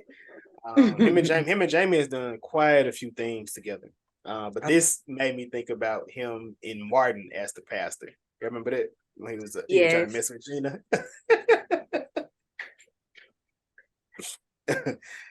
Did y'all catch what song they was playing on the organ? I seen somebody tweet it was Juvenile Back That Ass Up. It was. And I was trying to catch it on my second watch, and I didn't. I was just like, I was lit. I it in my head. Did I not text you that, Jazz? You probably did, but I had to see it. I was looking for it on my rewatch, and I was just like, damn, I don't. All right, maybe I thought it was gonna be more than what I got, so I probably have to go back to that scene. You got to get back in the church, sister. You got to get your ears ready. Get your ears. Got to get that holy on them, like the sin is covering them up. Yeah, I was shocked they didn't have nobody running up and down the church, because I can see they was just dancing. Could you imagine? I feel like, you always got that one that's like, all right, let me work on my track skills real quick. Every church got different people, but they was in their spots. They was keeping it. It depends on the church, Jazz. It really does. It does, the type of the denomination and whatnot. But of course, the influence here was, of course, it was the grape drink for communion. Grape drink. It was the grape drink. They passed out the grape drink to the different people, and then of course I don't know how. I'm assuming they stayed or they went back to the church, because they was in the. Because I've never seen somebody stay to the church closed and they still be in that mug. Like, that's because you never stayed, Jason. I left early. I ain't gonna front. We used to stay to the pastor lead. That's my cousin. She was just like the secretary of the church, so we was there for a long time when I went. But that's why I was like, I'm for the protest going to church. When I ain't gotta go no more, I ain't going. Listen, I think that's kind of where we all were at some point. Like, we got tired of being in church all day. Like, because we went. This is a sidebar, but we went to early service, had breakfast, and went to second service because we got on the van. They put kids on the van to go to church. We was there all day, and I ain't really been like that since. And it's their fault. She says they fault. It's their fault. Why would you traumatize me like this? Because then you think maybe it's a different service on the second one? No. So or maybe first service is actually shorter, but like I said, so our parents would sleep in. They put us on a church van. Van would come by and get the kids. We went to Sunday school, early service, had breakfast, and then our parents came to second service, which we can't leave. and then she wanted to talk to everybody because you just got here. I've been here all morning. Like, so they got to sleep in and you had to go? Absolutely. Damn, Dave, I'm sorry that happened to you, sis. It was crazy. Traumatized. It was crazy. So, I'm not going to church with y'all. Is like, whoa, what? We need to do this as a unit. No, we definitely got tricked. Sometimes they ain't come, and we had to get a ride back. I know you did not. Let me tell you something. I don't trust none of y'all. And they wonder where our trust issues came from. Well, listen. Now, granted, remember I said I had 8 siblings, so they was really just trying to get us up out the house. Nah, that makes sense. I get that now in my big age, but back then, betrayed. Any kind of break you can get, you gonna take it, baby. Trust me, I understand. they go back into the church. They use the card that Slick Charles found inside of the van, which this time they go into the second elevator. Did you enjoy this song, Jazz? One of your renditions of one of your favorites? It's gonna bring it back. Yeah. Yep. Jazz doing a Ray Charles. She don't even know what we talking about. Deb, take it, Deb, get her, Deb, because she don't even know what we talking about. So this was actually one of my favorite parts because I was like, these niggas are silly. So this is when Jamie and everybody got their gun out, so he starts singing, "I'm going down," and they start making those words, but the words are fucking hilarious. And Fontaine looking like these niggas cannot be serious right now. This is the time y'all want to do this foolishness. That seems like the best time to do that. You make a song within the situation that you are currently in. So it goes back to Black people. We are very unserious as a people. Absolutely. Because I'm just like, if all three of us are on some Scooby-Doo adventure shit, and I start singing, I'm just like, boom, ba, woo, boo. Ba. You better start singing on something. It don't even gotta look. Background dances. Got you. Here you go, Dev. Doing a damn two-step. Jason, go ahead. Jump on the beat. That's what you're gonna do. I meant to spin too. Oh, that spin is important. That spin is important. I got you. It's very crucial to the moment. We need our participants participating in what we got going on. But this also, I feel like this is not really but a reference back to Jamie Foxx show, because he had Mary J on there at one time. She was in church, but she wanted to sing R&B, and her dad, which was Mr. Biggs, aka Ron Isley, was the pastor, and he didn't want her to sing R&B, although he was singing R&B back in the day. Mm-hmm. So yeah, that was just a little tidbit for the church, for the people in the back that they didn't catch that. What you got, Jazz? I was gonna say, was it Shirley? That was just from I can't think of her last name, but she's an Abbott, but she was also in Sister Act 2. Singing ain't gonna get you paid. What she was saying to Lauryn Hill. Oh, yes. Now she out here singing. So. Getting paid. Yes. I mean, shit, she was singing before she did that. I know. Imagine that. Imagine dropping that line and then be like, "Oh, by the way, my album dropped this year." Like, wait a minute. Wait, you told Lauren not to sing. Okay. Bruh, not the Dream Girl. She's literally the original Dream Girl. But of course, we make it down to the bottom of the Glen. This when we come to a realization that they are just going through the entire community, and they're running a whole forum here. It was funny, you talking about people listening to your conversations, Jazz. The young man is listening to Keisha talk about Daquan, and how she's done with him. However, it cuts off when he writes that. I definitely paused to read what he said, but it said she said she's been leaving him forever. However, it's not likely that this is going to happen. Sounds like an extended situationship. I hope my sister Keisha can get out of that. Ooh. Like shackles off my feet so I can. Hey. What the praise? Yo, why you had to go to gospel? Yo. We're still in church. She started twerking her shoulders. I was like, Jay, what you? One of those. What you finna say, Jazz? I was gonna say Jason probably like Jazz out her coat right now, so she shackles off her feet for real. Within this scene though, when they're seeing all these different things, what are some things that y'all seen that stuck out for y'all? Definitely the test that they were running on them. When you had them, their eyes open and they're just looking at different images. The black man that was listening to rap, fighting aggression, and then they slow the music down, and now they hugging. It's almost called "I Need a Hug" or something like that. It did. Kill a Motherfucker was the first one, then "I Need a Hug" was the second. And we did get a Ruckus album. Ruckus, we did. Ruckus, Boondocks. There we go. So there we go. That kind of go back into watching it more than once. So this part is mid-movie, where you're showing you the mind control music. So when you go back and watch it, you realize how early they started placing that music into the movie. Like, oh damn, I didn't pay attention to that. But now that I know it's mind control music, now I'm listening to everything that they play, and everything, including the commercials, is controlling the shit out of these niggas. So it's like, that's crazy. But it does make you think, that they love to blame stuff like music, movies, and video games on how our youth behave. And I'm like, maybe not to that extreme, but is it subtle indoctrination? Yeah, what I'm trying to say. They're trying to like really just put that into your children as they grow up. Like, this is how to be. So, you got on a different scale rappers who really aren't gangsters, but if they rapping gangster shit and telling kids that's how we should be. But this nigga live in the burbs. Right. But it's a sort of way of saying this the way I live, this the way you should live. But they just doing it on a different level. So that shit hit like, damn. Like, they kind of hitting in this movie on some shit that we talk about, but on a different type of scale. And that shit just like, all right now. Nah,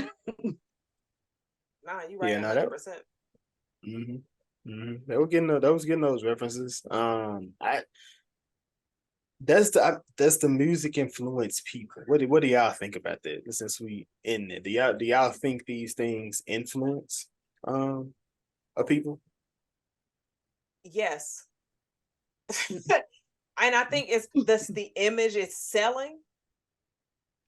You young kids see rappers making all this money, having so many things, and all the women, just thinking from like a young male looking at rappers, it's just like, wow, he's got all of that. He's got so much of that stuff that I want. Granted, it's girls looking at these female rappers the same way.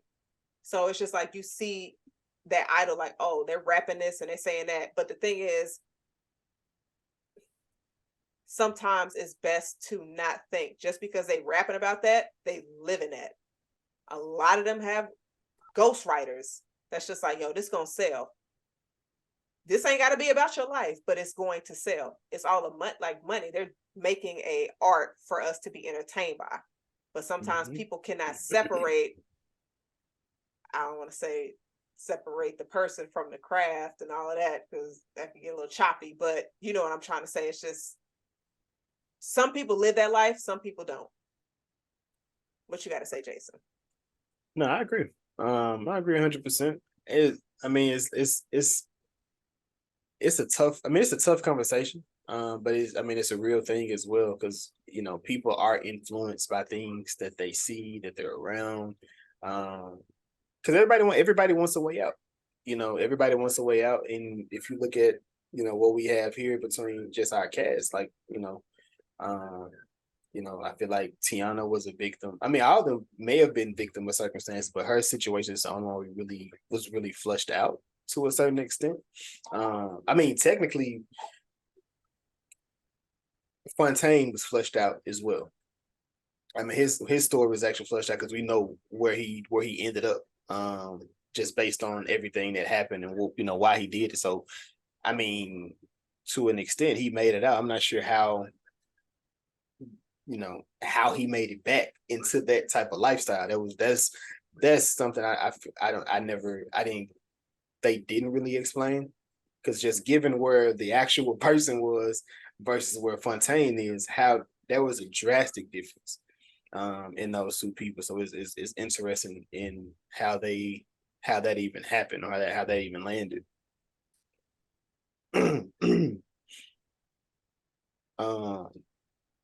Of course, this is they going through these different rooms, and they follow one of the bodies that's on the table, kind of like what Fontaine was on. And this is when they see Slick Charles. He has a lot of clones of him, and there's clones of Fontaine as well, which shows that they was basically cloning certain people that they needed to perpetuate a certain cycle.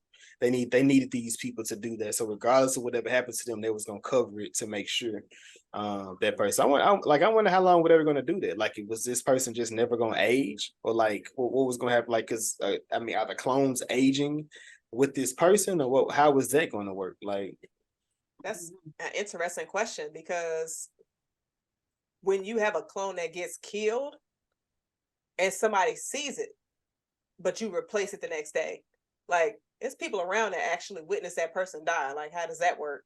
So I don't think aging was even a main concern of theirs, because we don't know how long this project has been going on, and we don't know how long they had it planned. It does hint at this being a lot bigger than what we're currently seeing in this film. So I'm hoping we get a sequel. Because I feel like it's so much that it's kind of left to be explained. You don't want no sequel? No, I No. didn't even think about. I just was like, this is what it is. It's an eye-opening movie. For real? Y'all, like, even when he was on the phone, he was talking to somebody. Like, he wasn't even the boss of all of this. I just feel like it's a movie Everybody that got a left. boss.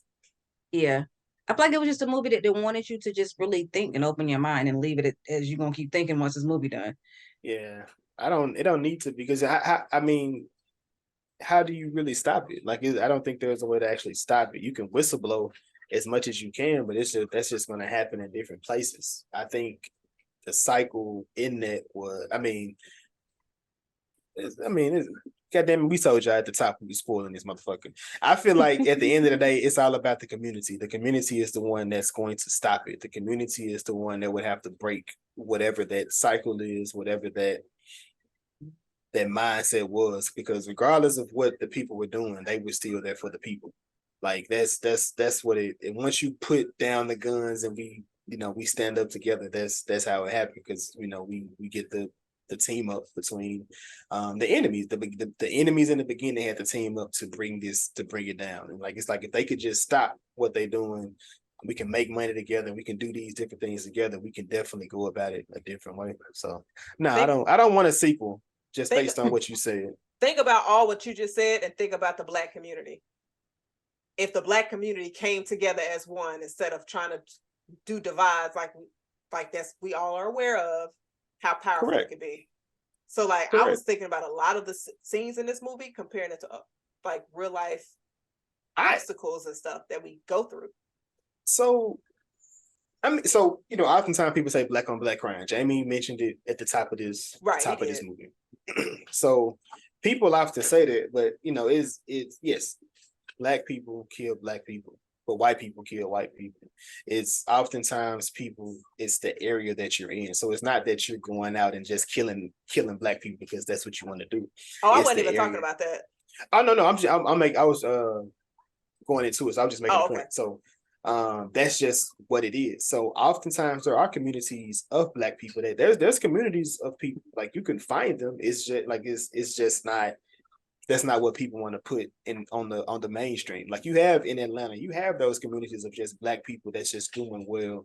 They have this communities of people they know. They still know that they still have candy ladies. I don't know if y'all had that. That was we did. Y'all know okay, so they still have those type of things. The candy lady. You still have where people can just sit at people's houses. I see people in these little different housing communities, just kids. I don't remember the last time I seen kids just on bikes. These little kids are just on bikes, just in the neighborhood, just kicking it.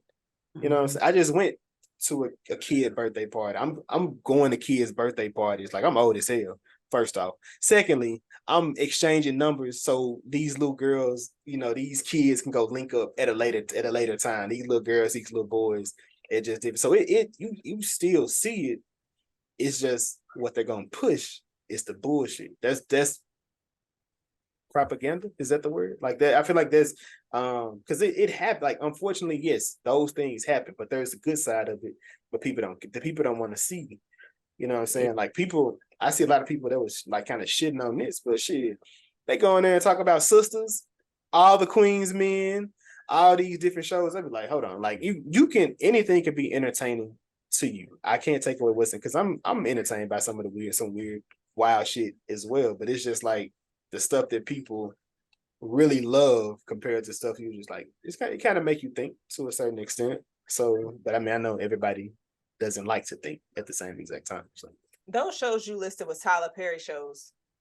So I'm not even mad at the person that said fuck them shows. I'm sitting here like, is Jason gonna say a black show that shouldn't be on that list? Like Snowfall, Atlanta. Like you literally named TPC. I'm sitting here like, I agree with them. But we give Tyler Perry a lot of slack, but you got to think about what he's really done. I get that, and he's building the community. He's building the community. Absolutely, he got his own recording. What's it, the studio or whatever? Mm-hmm. Yeah, and he write and direct and produce all of his shit. We could talk as much. I don't care if I even like. I'm gonna still support him. You know what? Fuck that. This is my problem with Tyler Perry. And I'll say mine after you. I was like, oh, go ahead. Stop. He can't, goddamn it, be a director. Be the writer. Don't be the actor. Be the producer. Don't be all fucking three. All three, yeah. Every damn project. He's taking jobs from people, like, for real. Go. Okay, cool. You are putting these black women, these black men in front of these cameras. Put them behind the cameras. Let somebody else do some writing. Like he's writing everything. No, there's nobody around. He's in the room by himself, just typing shit away. Just anything that comes to mind. Man, there's a scene on the internet of an old man who is sick, unable to do for himself in a nursing home. A young black woman is rubbing him down, making him feel good. I saw that today. And she sucks his dick. I was like, what the fuck just happened? Why did Tyler Perry put that in there? Sorry. That was TP? Tyler Perry wrote that. Bro, that's wild. Homeboy woke up, though. Amen. Yeah, I'll wake up too. That nigga want to sleep. He want his dick sucked. But anyway. Her sound effects, damn. Yo, I was like, bruh. She was too into it. Tyler Perry probably made the sound effects. Stop. Brandon, cut it out. What? You stop right there. I'm just saying. I'm just saying. Like I love, like I said, I never take like any Madea movie with Tyler. I'm gonna watch any Madea movie. Anytime. Their movies are very funny to me. I like they're real wild. But it's just the thing of, I appreciate what you have built. You laid the foundation. You have these different things. Pass the torch. Allow somebody else to direct some episodes in these shows. You writing, directing, and producing it. Like, what? When the fuck do you have time to do anything else? This nigga is really locked in a dungeon, just like shit. Let me what is this? The cult leader has now. The cult leader was fucking the girl. I want the man to come and smell his dick to see if he's fucking his girlfriend. Like, why would you write that? And the condom is sticking out his booty cheeks. Like, what like, that from? You like how did you leave? Hey, that's real. That's real, Jazz. This man done left a condom in his asshole. Like, come on, Tyler Perry, what you doing? You in the house just making up, like, just really thinking of some the wildest shit ever. And niggas getting seasons and seasons.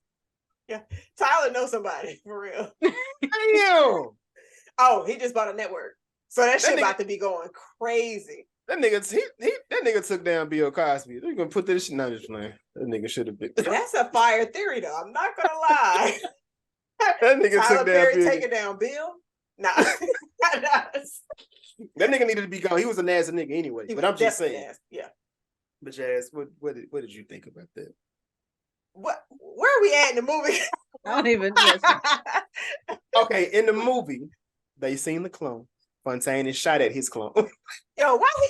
All right, okay, got you. So we supposed to be sneaky. It's only 3 of us. Why are you shooting at your clone in its little Goku device? Like 6 of them anyway. It was so many of them, and you just loaded one of them, and then you didn't think by maybe the 3rd shot, like, all right, I should stop making all this noise. But it was funny because once they went into a bathroom, it was just like trying to figure out everything. Like, it was like they had a huddle up moment. Mm-hmm. And so I think Fontaine, he was running off anger and frustration, trying to figure out what's going on. But I also understood why Yo-Yo was like, this is bigger than you. She's like, we have to get out of here to let people know what's going on. Because if we die, so does all this information of nobody finding out about it. But Fontaine was just focused on one thing. And she was just like, we got to let the hood know. We got to let folks know what's going on down here. And then, of course, you got Slick Charles, Panic. He's like, shit, it's crazy. Like, we got to get out of here. Would y'all have followed Fontaine? Because I'd have been like, yo, fuck that nigga. I'm about to go find an escape door. I don't know. I don't know what I would have done in that room. I wouldn't have been, as he doing all this shooting, because he did shooting before they left. Like, before they just actually dipped up out of this. I don't know what I would have done. But I mean, clearly them niggas was watching them the whole time, so they knew what they was doing. They just allowed it. Like it was just like a whole thing. I guess it was them showing, just flexing their muscle within that situation. Because then they went into the strip club and you seen them. They pulled a John Wick 4, not John Wick 3. There was John Wick 3 when they showed the influence they had over the people. That was crazy. And that's when the song was Ruckus. And it was like around and or was it Do the Circle? It was Round and Round. Because Jamie Foxx was stuck in that love. And she's like, don't listen to this shit. And they would just do. I was like, this nigga. This scene got intense. Yeah, it's like it was. I wonder like how you like because it almost felt like certain things were hit and miss for different people. You know, like I don't know. I mean, then again, it probably would, but the music didn't influence Fontaine, nor did it influence Yo-Yo's character. They were able to grab him and they left, which at that point the DJ he told them to follow them, which they in the car and his car convened. Who car was that? That wasn't Fontaine car, was it? They stole somebody's car. He's like, you know what time it is, and they told them they got the car. They stole some random. And then the car just magically goes off as they go down this runway, and all the people were following them. But it was just like it was just a scare tactic. You know, they wouldn't beat them. But we have a big revelation in this scene. What did y'all think about Jack Bauer pulling up in this car with Chester? Chester. Go ahead, Jack. I'm not. Of course, I was just like, it's gonna be a white man behind all of this, but then I was just like, oh, we got another Fontaine clone. Okay. And his name being Chester is kind of wild, but this scene was like when they were just running on the car, like hitting it, and then they just stopped. Like I was like, damn, this shit is intense. I would have been scared like the whole time, but seeing the power that he had, and it was just like with him explaining everything. And so I'm just like, this movie in a whole, I don't know if y'all, Jason, you're probably familiar with video games that have maps. You walk through the map, it's all foggy. You don't know where you're going because it hasn't been like revealed yet. That's how this movie felt to me. Like as we kept going, more and more was revealed to where you just think back like, oh shit. And he's just like, either you be cool with it, don't say nothing, keep living your life, or we just gonna have to put a bullet in you. And with him flexing his powers, like you said, Jason, in this scene, whew. This was super, the club was tense, but this shit here was super tense. I was like, oh, yeah. What you think, Dev? For me, this scene kind of opened up a lot. Some things we probably, could have seen. This confirmed that Yo-Yo was the only one that was not a clone. Right. Like she's clearly the only one that's like herself, because Olympia Blue or Olympia Black, what was the thing? Olympia Black. And I looked that up. I see it's an Instagram page of just like black science fiction stuff, but I don't know if it's actually something, but I definitely looked it up. To show that he can control the clones, and the only person he couldn't control who had the most thought was Yo-Yo, which I can see why you wouldn't want to clone somebody who was going to dig as deep as this person would, who's going to use all of her deductive reasoning. She is using her common sense. She's not just going to settle. She's not as easily controlled as someone who is a cookie cutter character like Fontaine and Slick Charles or whatever.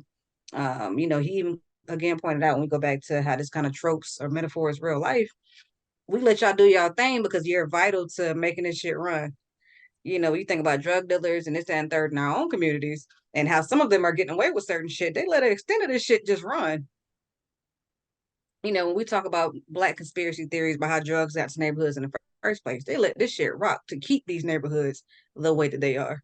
And it's a parallel to what they're sitting here saying. We got your two characters exactly for this reason.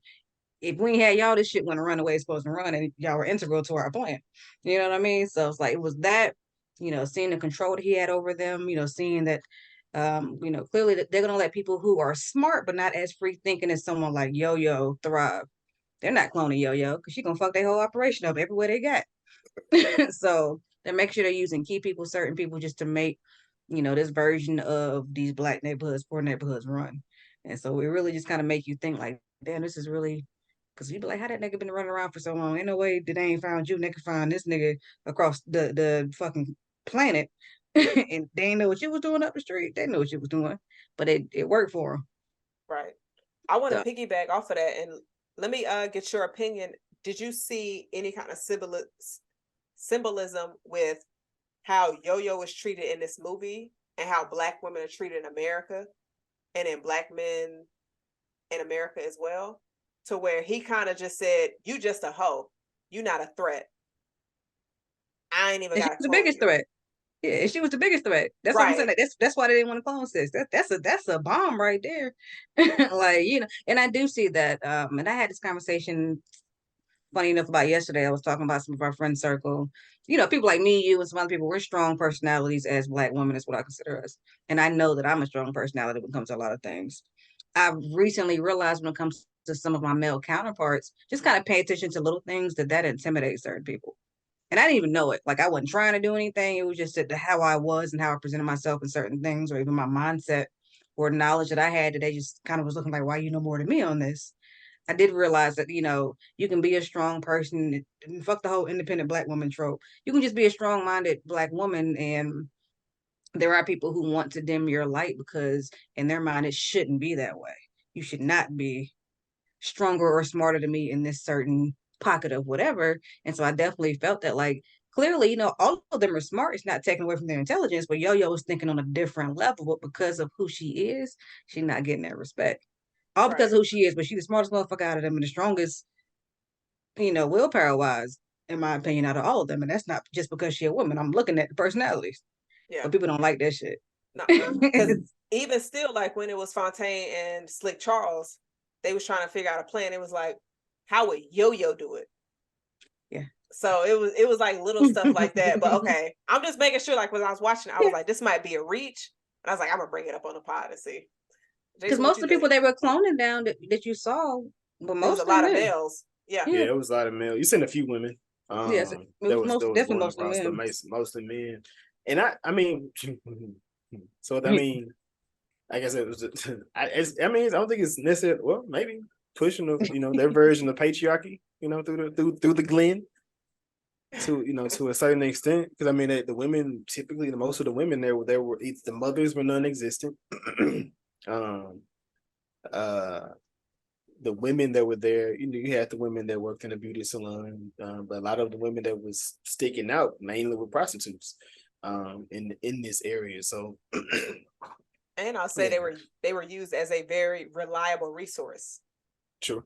Mhm. That is what they had all the information. They had a lot of information. All the information. Like So anything you needed, those were your go-to outside of the wizard, the old guy, yeah. that was sitting there. But of course, this is where we have our conflict between the crew.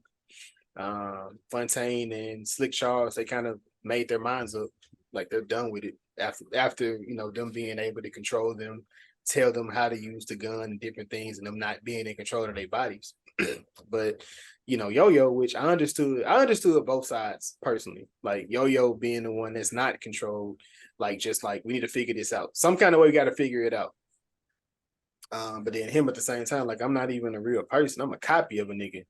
Like, and they control me. Like they literally control. They can make me kill myself. That'll be the end of me. And then it's just another person that's coming. They kill you. That's the end of it. Like it is what it is. Like I'm gonna play my part like I'm supposed to, and that's just what it is. What did y'all? I was gonna say if y'all woke up and y'all found out you was a clone, like, Robbing some banks. all right, crime. They're gonna hate Okay. shit again. Get back to that hate shit, huh? I'm gonna do some wild shit if I'm the clone. Yeah. I mean, I don't know. Like, what do you do other than, because to the world, you're still just that person. Do you just live your life or change, do a whole new one? I mean, realistically, it's not your life. It's If the you one you just a got now. clone.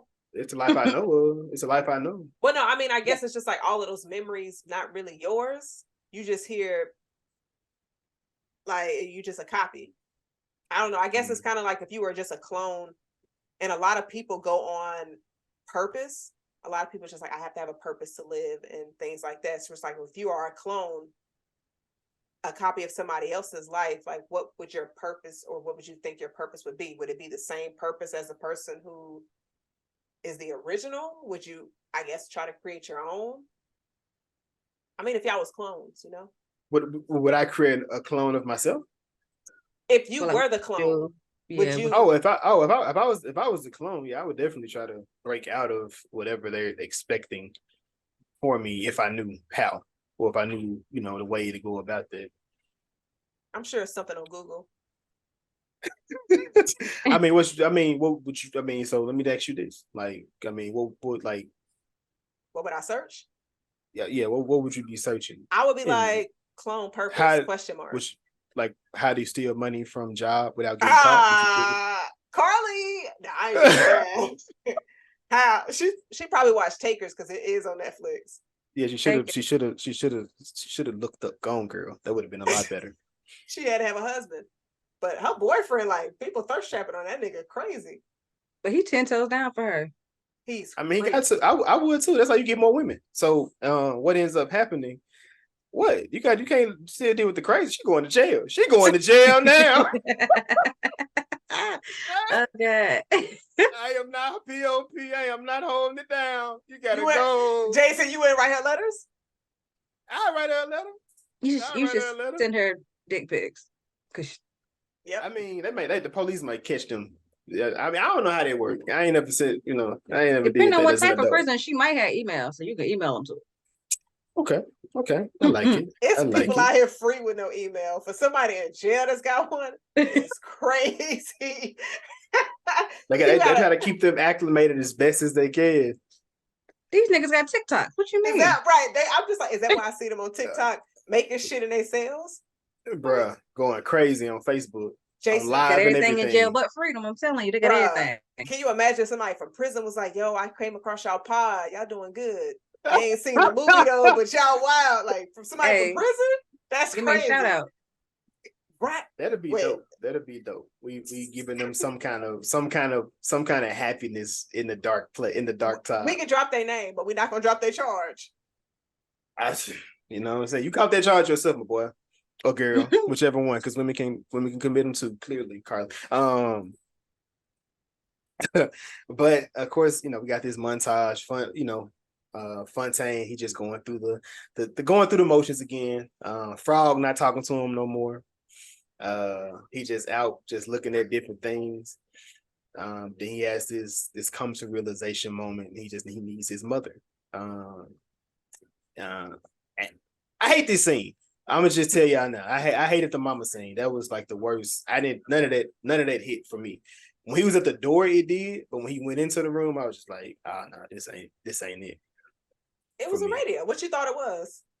No, his emotions was whack. Is what I'm talking about. Mm. Yeah, I didn't. I have a question. Which was more believable, this scene or Michael B. Jordan's Creed 3? When his mama died, oh my God, both of them are horrible. I'm like, I kind of, Dave, have you seen Creed 3? I have. Okay, which one? Do you know what scene I'm talking about? I'm trying to think. After his mother passed away. Jonathan Majors in the ring being upset. Don't bring up Jonathan. Was so much better than both. Like, he'll just be in the ring, just like, no, I'm gonna beat this nigga ass. Him doing that was so much more convincing than him holding his mama hand. It's not an option. I'm still. Shut up.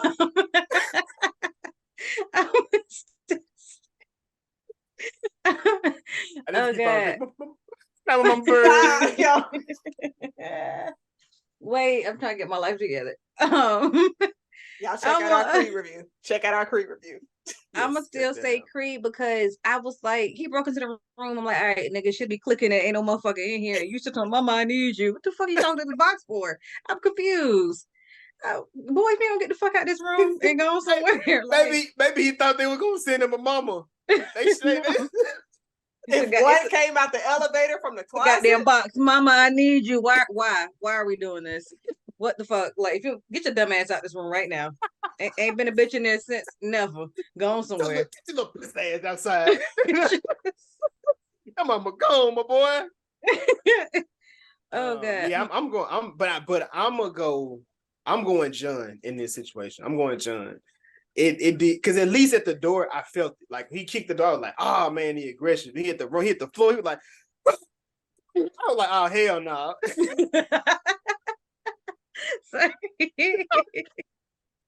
Yeah. Not the hands on the face. Listen. The hands on the face. I was like, oh hell no. Who slapped themselves there? Like if he would have been, you know what I'm saying? He should have punched on the door or something, like some other nigga shit. He did. Oh,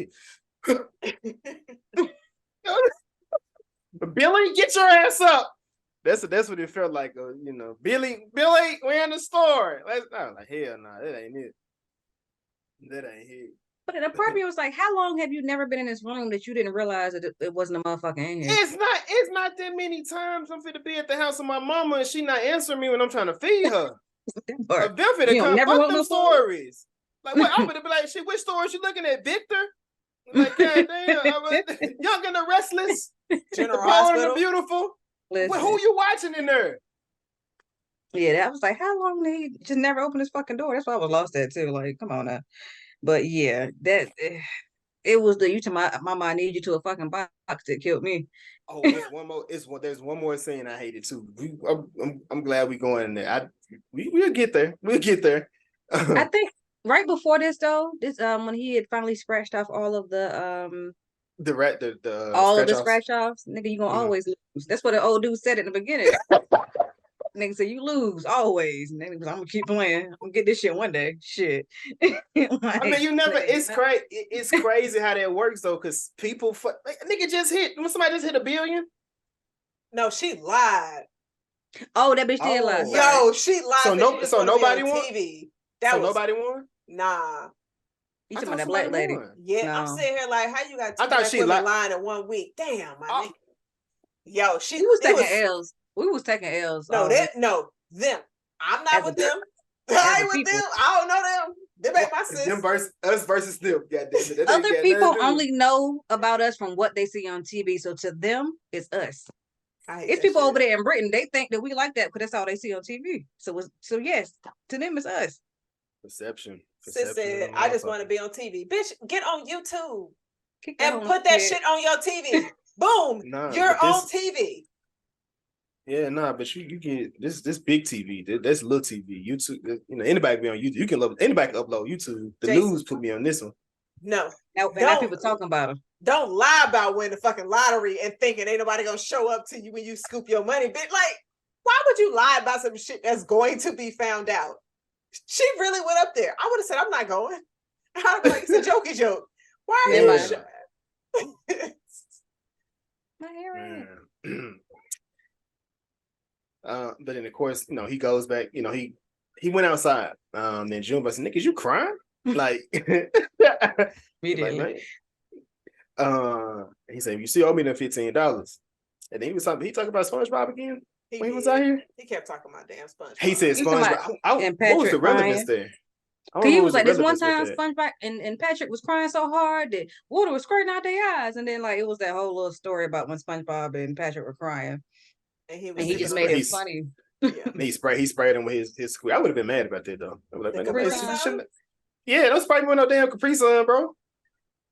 What? He sprayed him with his Capri Sun. Yeah. Right out that little boy mouth. I don't drink out the little kids. Hey, he did. He grabbed it and he just drank the.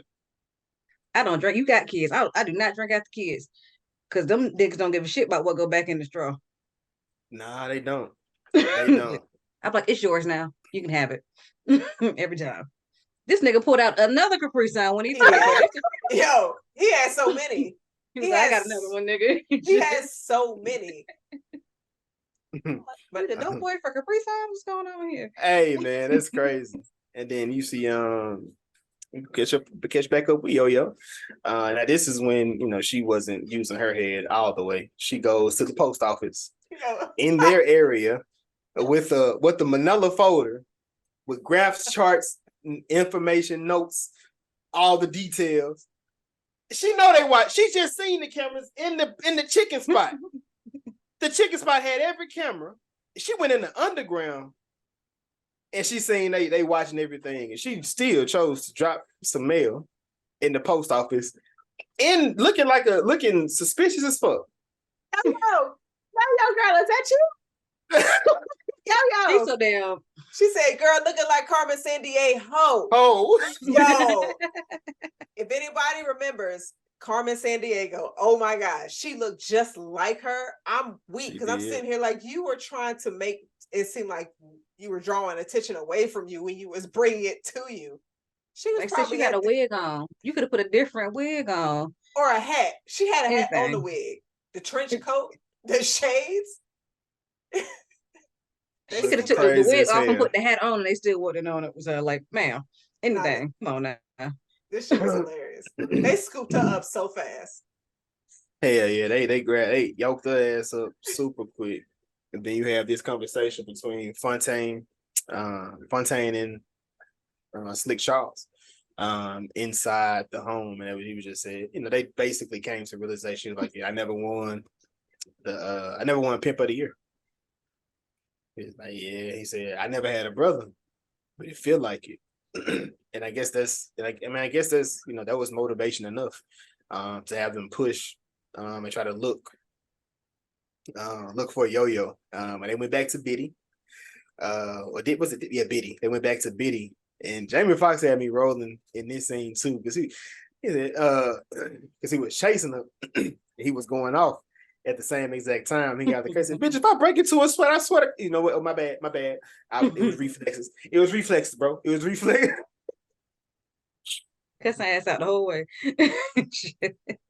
And I love how everybody was just like, they all said the same exact thing. It was like, yeah, she was in one of them cars. Maybe a basketball player or a drug dealer was inside of it. Everybody said the same exact thing. Like, oh shit, why you say that? He said, because nigga, I got eyes. What the fuck? Right. And she was the same one that got information from earlier in the movie, right? Yeah, and when she was at the car for a school, she needs some money for school. Right. Pulled the same thing. It was just like, I might have seen her, but I don't know. Maybe I did, maybe I didn't. It's like what they say. Money. Say, information is to be sold, not told. There you go. And she got her money as soon as she did.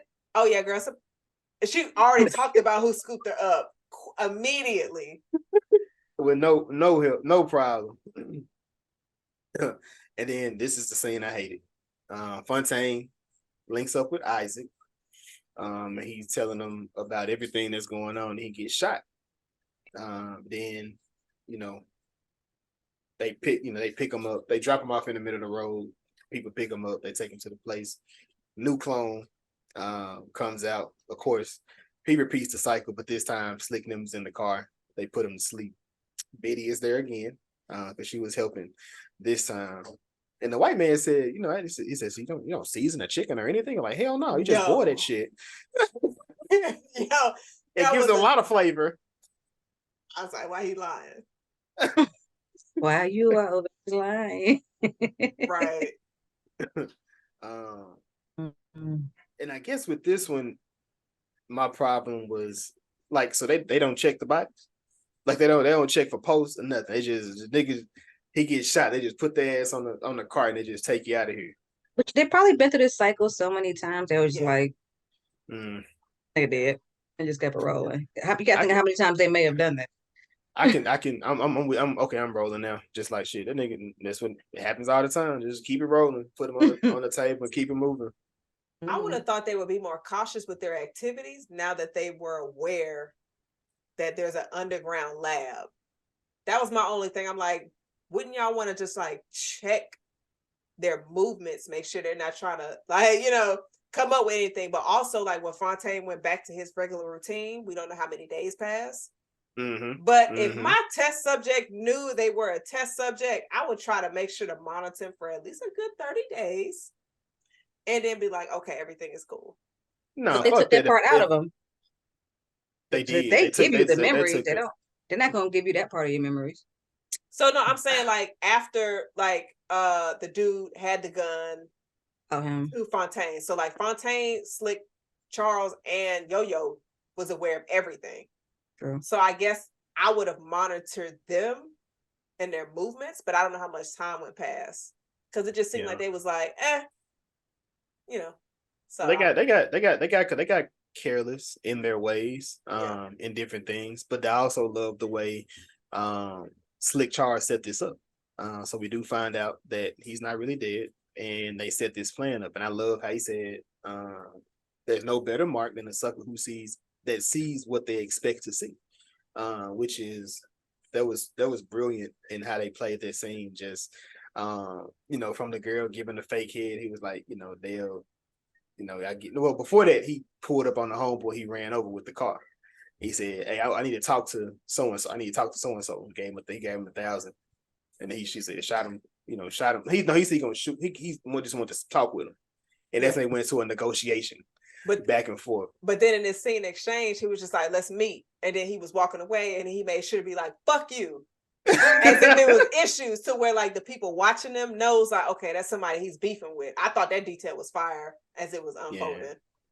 Yeah, then you got the fake prostitution had me rolling the whole. Nah, that was funny. She was like, yeah. So he said, and all he sees a little head moving. And I'm like, oh, they wild. Like they wouldn't have no microphones on that. Like they wouldn't have no microphones on the. You would think they have like microphones where you can hear the people. I mean, I guess you don't want to hear their conversation unless you're on the phone. But if they like the street folks, you probably think the expiration date on them is short anyway. So I mean, true, because they weren't clone people in that situation. They weren't clones. He said he'd give you $10,000 to shoot him, and he was like, 10,000. I just shot. He said, "Nah, how about 30?" He said, ask for 30. And then he went back. He was like, he said, okay, he'll do the 30, but fuck you. He just wants you to know that, but he will do it. He got $30K, but his mama is eating a peanut butter sandwich with the crust. That's her that's that box's preference. He didn't even toast the bread either. You could tell some. But he cut the crust. I mean, that's considerate, Jason. I like the crust sometimes. You know what? Actually, I had some bread the other day that was so fucking good. Like, bread is I don't fire. know what kind of. No, what kind of bread you be getting? I just love bread. Yeah, it was like some Sara Lee, but that bread tastes like cake. Like it was. Them Hawaiian rolls is fire. Sara Lee got Hawaiian. It wasn't even Hawaiian. It was just a regular piece of white wheat bread, and I was like, my God, what is this? You know what? I slipped one another peanut butter and jelly. I ain't eating that shit, but shout out to bread. You know peanut butter and jelly? You too good for that? No, I just don't. I don't eat peanut butter on like bread. But if it was like a jelly sandwich, I can't eat peanut. I eat jelly sandwiches. Y'all eat jelly sandwiches. Y'all get on his head. No, I don't eat them, but I would. I did growing up. We used to eat them. We used to eat them too at my grandma's house. Jelly sandwich. I was like, "You gonna toast the bread for me? You gonna toast the bread for me, cuz?" The toast like this. The toasting of the bread changes the game. Put a little butter on that bitch. Man, oh my God! No, toast. It was really a butter and jelly sandwich, but on Jesus. Oh Jesus! Get it the right type of brown. Put the butter on that bitch. It's hot. Jelly. Burn them fingers. 4-5 of them. That. Burn them. No, I'm just saying when the toast bread come out the toaster, it's be a little hot. Oh, I ain't never had no issue with that. Now toaster strudel, yes, but not the bread. I ain't never had a problem with the bread. I like your mouth for the toaster strudel. Man, toaster strudel was busting, boy. Put the little, here we go on our tangents. People are like, these niggas hungry. Can't focus. But clearly, I'm a Twinkie man though. But I ain't. Don't. I make this reference a lot, but anywho, I make this reference a lot. But yeah, we clearly, Brandon. Jason, get us home, man. Get us home. You're failing right now. All right, so I like how JL Funds is going over his lines. He was like, "Book of Eli, train today." I said, "Oh, Book of Eli, fuck, we gotta do it again. Run it back." Then the whole crew pulls up to the liquor store. Another white man with an afro. And I'm gonna say this is the first time. All the times we've seen Fontaine go to this liquor store, we never saw the clerk. This is the first time we actually saw. You're right. Afro. See, he's an Afro man. Mm-hmm. Afro white man. I guess he got high. I don't know. He probably saw meth. So then they go into, they ask for clearance to get inside the room, which he does. He listens. He lets them inside the room. And then you just have all out brawl that's going on in here. What did y'all think when the dude was on the scooter and the black dude just pushed him off? He fucked him up. I like when Big Mouse, because that's also black as hell. Big Mouse is in the room. He was like, "Hey, guess where I'm at? Underground." hey, y'all need to come. Hey, come through, and be sure and tell Stacy too. Bring her as well. But the whole shot of them riding down the street, everybody, just ride down and get to the different. That shit's like visually. Yeah, I was like, oh yeah, this I like this. Like I fucked with that shit. It was like, hey, nigga, about to ride out and do that. I'm like, y'all didn't see them niggas riding down the street though. But anywho, it was still a nice ass shot. Bet. You right? What the fuck? I don't. At that point, I guess they was off. They were really off their game at this point. I don't know what the fuck they had going. These niggas on the top of the car, guns out. Well, shotguns. Did they have any surveillance in the street, or was it just in the businesses? It was in the street. Cause what was it that made it? What was it that showed that was in the street? I don't remember like anything in the street. When he got shot. When he got shot, they showed him in his house at wherever Isaac was. He got shot, but also they showed the camera when she was giving him head in the car. Like you only could see the back of her head, but you could. So they was out. They had cameras just out. Them niggas must have been on lunch then. Okay. Yeah, it's shit. I ain't no tip. Fell asleep on the wheel. But I love the they're talking to Tiana about what she was doing. She had the confidential letter, and they were gonna take care of her. They tried to relax. They tried to to the relaxer. What scene did you get from here, Jazz? What reference do you think this was? I have it was something where somebody had something on their neck. I can't think of what movie it was. I didn't get that, so we in two different ballparks. So I'm gonna just throw mine out there. Okay. I got Get Out because when she was sitting on the thing, her hands on the thing, and she was scratching it, kind of like what Daniel was doing, and then she just stopped. Like she completely stopped, which of course that was her acting or selling, that she had that on there, which I love this twist for her taking the wig off. I was thinking of Wild Wild West when they had those things on their necks. Okay, got you. When she was laying down, that might be a complete reach. That probably. I'm not mad at that. I mean, I could be reaching, but that's just what I felt. No, Get Out is what that stuck out to me too. The whole got you. Get Out. That definitely stuck out to me. So that's what I got from it. But I like they didn't let her down. I like they didn't. They rolled for her literally. Like they went in there to go get her out of there. And then she ran into to Slick Charles, and I feel like it was another scene where she was saying too much and he stopped her, and this time he was saying too much, she stopped him. I could be tripping in that, but they stopped. But I love this action sequence that Fontaine had with Chester, because man, that was in that bitch throwing hands. Just to beat his ass. He did. Jason, you gonna let your clone beat your ass like that? I told you the clone. He might be 3.0 though. He probably was around. He probably was around a few more years. This nigga 2 days old. Okay. Remember, he said, "I'm only a few days old out here." Like what? Dave, you gonna fight your clone? I'm gonna fight him, but damn, if that bitch might know a lot more than me. Like with 15-year-old me fight 33-year-old me. So no, let me 15-year-old me ass. So since y'all young asses is not fighting y'all old ass clones, why don't you just run away? Because it's not completing the mission.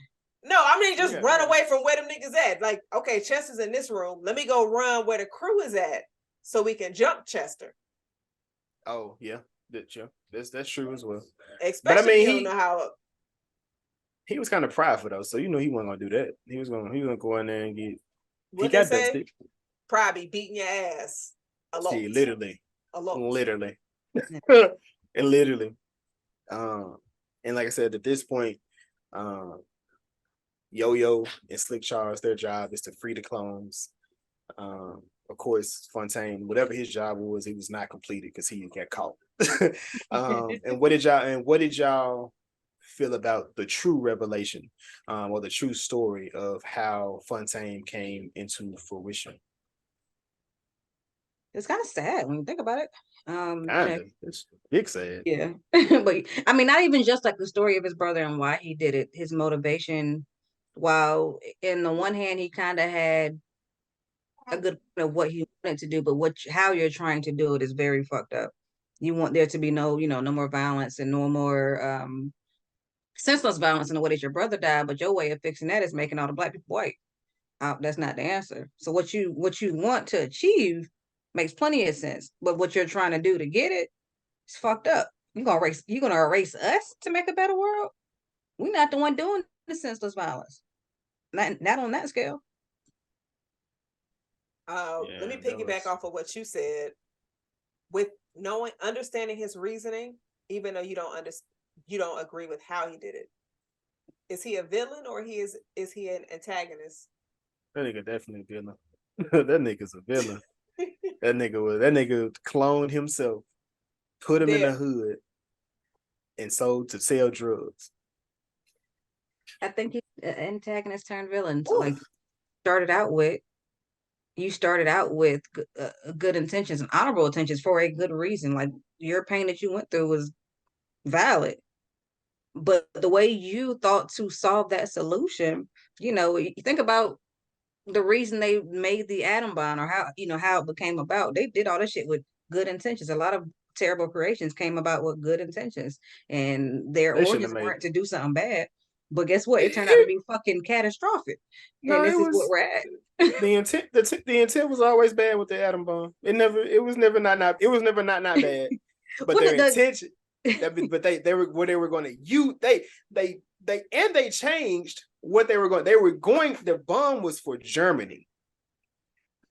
Germany bowed out, and they was like, keep building that bitch though. We're gonna see what we can do with that. And what I mean is, so before the atom bomb, when they came out with the science that led to the atom bomb, that science was for a good intention. And then they figured out that it can now be used for this as well, can be used as a weapon to protect us from this. And yeah, think about what the intention of most inventions are mostly good, ends up being used for some fuck shit. That's why they said they really dropped the bomb on that little bitty ass country just to be like, y'all better not fuck with us. Like that was, it's wild. It's wild. But this entire scene, I was like, man, hold on, that rewinds. Hold on, what did bitch just say? Like, bro, what in the? But like, I get where you going with it. Not necessarily, not you, Jad. Like, 'cause I don't think you was leaning one way or another. But I can understand where. Oftentimes, I think that's where people start. Like, I feel like the intention is to be good, but then as the time goes on, it turns into, or it escalates to something a lot more serious, a lot more dangerous, a lot more cynical. So you got to put one between their eyes all the time.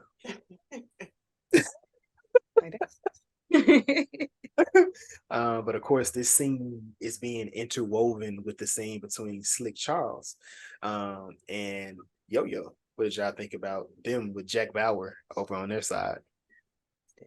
He's Southern. I'm assuming Jack Bauer is from another series that he's in. You never seen 24? No, but I did see The Lost Boys, and Keith Sutherland is in Lost Boys. Kiefer is he got some range. I'm gonna give him that. I didn't know. I was like, that's not him. When I watched it, that's not him. I knew it was him as soon as he walked out. I was like, nah, that's not him. I had to look it up. I'm like, nah, that's not Kiefer Sutherland. That's not Jack. Yeah, that was definitely Jack. Nah, he was over here trying to talk his shit. And the fact that they was having this kind of conversation as he's looking for her, he was like, where your little friends at? She said, tearing up your shit. Like the dialogue from Yo-Yo was hilarious. And so you see daggone Slick Charles, he ain't got no more bullets in his gun. So he just like, oh shit. Because it was funny because when he had a good shot on Keith. and he was about to take it, but then he didn't have any bullets, so he came back real quick. And I was just like, it's funny when you see when somebody does not have any bullets in their gun and see how quickly they react. Because normally the villain that they're trying to shoot hears them and then they get captured and all that shit. But no, I thought this scene was funny. What you think, Dev? I love this. I love when they get to the point where you see Slick laying on the ground beside the dude and he talking his shit, and so Yo-Yo paying attention, and she's just like, she looking. So this is her attention to detail at work, right? So she's going back to his little saying that he would always say. She's realizing he ain't got his rings on that he would always have on, and that's something I wouldn't have saw had she not pointed it out. So this nigga didn't put his clone down here. Mm-hmm. She was like, he's slick. So she said that, like, this slick motherfucker then found out a way to get this nigga. So she looking like, let me stall for time. She's like, yeah, he's slick, and he this, and he that, and and down to the motherfucker. And he's like, rings. I'm like, damn, he didn't have no damn rings on. He take them shits off.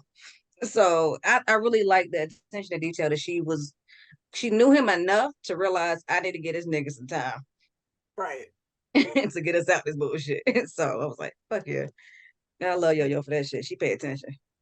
I mean, yeah, she did. Attention to detail. I don't think I even caught that. Even though this is my background creature, that's just it was just I like the picture. That's it. I didn't catch that detail. So yeah, the cloner was on the ground. He didn't have his rings on, and that's what made her go, "This not this nigga," because she knew his clones in here. I knew it was a clone, but I didn't realize how she figured out it was the clone on the ground though. Yeah, Jason, I caught that as well. I thought your background was just fire. Yeah, no, it was. It's the rings. It's the rings. But of course, like I said, the Glen, they're coming together, community, bringing everybody. They going crazy. They on the news going mad crazy. Like, hey, let up, fuck this bitch up, bro. Let fuck this motherfucker. This shit hilarious. Why they on the damn news with their guns out? I'm like, come on, y'all. Niggas is like this and shit. They let them do it while we can't. It's not a problem when they did. It's cool when they do it. Got naked clones walking around. Now that part was kind of wild. But is this because this is Fontaine is still in the room with older Fontaine having that little dialogue. Oh yeah, we didn't say what happened there at the end of that. Fast forward. I mean, not fast forward. Rewind. Rewind. So we go back to the room with Fontaine. He's having this conversation. He just got the long monologue and what's happening, what's about to happen. But he did say that this not even Kiefer's character said this wasn't even the big plan. Whatever that it was doing wasn't even the big plan. Like y'all said, like Jazz said previously, his clone, not the clone, but the original was actually speaking to somebody else. Like I said, even the bosses have a boss. It is set up for it to be a part two. I don't want a part two. Leave. Let things just be what they are, and we can be perfectly fine with it. I love the cast.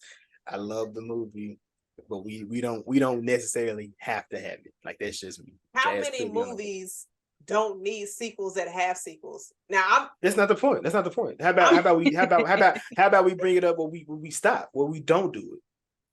I get that, but Jazz just want more. How do you set up a sequel for a film like this in such a perfect way? Normally, movies make sequels to where, all right, they had like 30 seconds of trying to set it up. This movie intertwined a possibility of a sequel throughout. Megan don't need no damn sequel, but you know what? We getting one.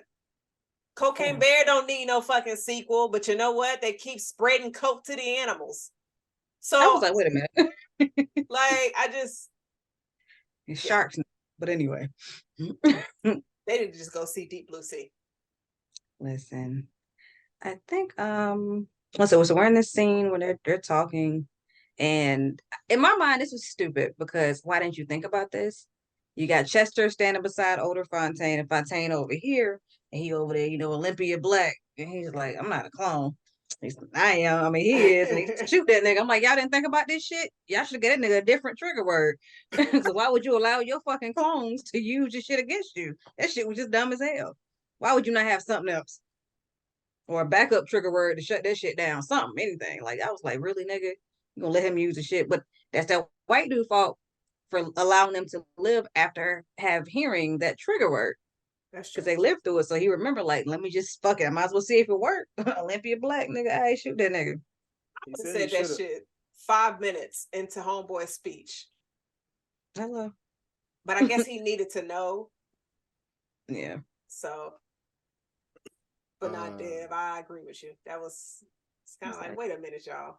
Yeah, so the clone. I told you, you gotta kill. The clone got to kill the original. The original got to kill the clone. In this movie here, the clone killed the original. Oh, you gotta get rid of the nigga. He can't be there. He can't be there. gotta get rid of the head honcho. But of course, it kind of ended because the entire time they were talking about going to Memphis. So it'd be interesting if they do go to Memphis. And then just the title pops up, then it comes back, and we see we see Fontaine again. But of course, it's clearly L.A. Chuck Taylor's the whole the dialect, the way he's speaking, and all of that. He's out there same routine though. The nigga does the same thing. He does not change it. Lift weights, go to the liquor store, go back home, he kicking it, and then this is what we find out. This is Tyrone instead of Fontaine. And then he sees himself on the news. But that was the conclusion of this movie. I did want to let's say shout out. Yeah, shout out. But the writer, Jewel Taylor, black man, of course. Just some noticeable things that he's written. Creed 2, one of my favorite movies. This and Space Jam. I know a lot of people don't like that, but he was on there. But him and the writer were one of the people from Space Jam. The other writer, he's from Space Jam. So yeah, it was dope to see. So hopefully we get more. Absolutely. From them. But the question that we come here to ask, Jazz, was it good though? We're gonna start with the guest. What does your shirt say, Miss Dave? Melanine, what? Melanade, like melanine made. Yeah, melanin made, like Minute Maid. Got you. I didn't know what the bottom part was. I wanted to make sure. Let me sit up a little bit, but yeah, no, I again watched this movie 4 times. Like, I love it. I've seen, unfortunately, a few people online go, I don't like it because it was boring, this, that, and the third. My personal opinion is, as a person who likes movies, we've gotten away from appreciating the art of storytelling. People are wanting shoot, fight, and the story itself is good. They want sisters. Tyler Perry. They want it. They want them crazy storylines. Whatever it is, they're not really appreciating true storytelling, like the art of storytelling. And this shit tells you a hell of a story. Like, everybody should watch it. I loved it enough to go watch it in the theater. So yeah, it was good. I enjoyed it. What about you, Jazz, my co-host? How was you feeling about this movie? I highly enjoyed this film. Clearly, you want this fucking sequel. The fact that y'all don't, you know what? That's fine. I'll live on that. I normally don't rock with sequels like that, but I would definitely enjoy a sequel from this cast, from the writer, producer, everybody. Come back for the sequel for sure. I think that'd be fire. And like, I loved how they just referenced so many movies in the dialogue. It did not feel forced. It just seemed so natural. And I do want to mention a scene that I did not get to mention earlier when they were in the car before going into the house. Slick Charles was just like, you over here reminding me of some Rambo-ness. Rambo. Boom. That was a movie. I was like, wait, what? That was a movie. Got you. I love that. I like. Okay, that was slick. That was slick, Jazz. That was slick. I mean, I'm trying to be a little slick. But yeah, I loved it as well. I enjoyed it. And it's definitely one of those movies that reward a rewatch. Now, 100%. Now, though I will say, outside, the little nuances, I can be over that. Now, when they go back into the writer's room, if they do come back with another one, go into the writer's room, some of the jokes didn't really land for me. So that's, that'll be the only thing I would say kind of not gonna say focus on, because the story was good. The characters, I'm invested in the characters, so I appreciate that. Some of the jokes just didn't hit for me, but they just personal preference there. So you saying they're not funny, Jason? I didn't say that. I said they just didn't hit. That's all I'm saying. Jamie was, this Jamie. Tiana, she was killing it, so that was funny. That was, So but John wasn't funny. John wasn't funny. I wanted some. Aha! He wasn't meant to be funny. He was Squidward. Duh. I'm just asking because you said Jamie, you said Tiana. I was just like, I mean, outside of them, but not everything they said it landed. Not everything, you know what I'm saying? But the Link of Throne.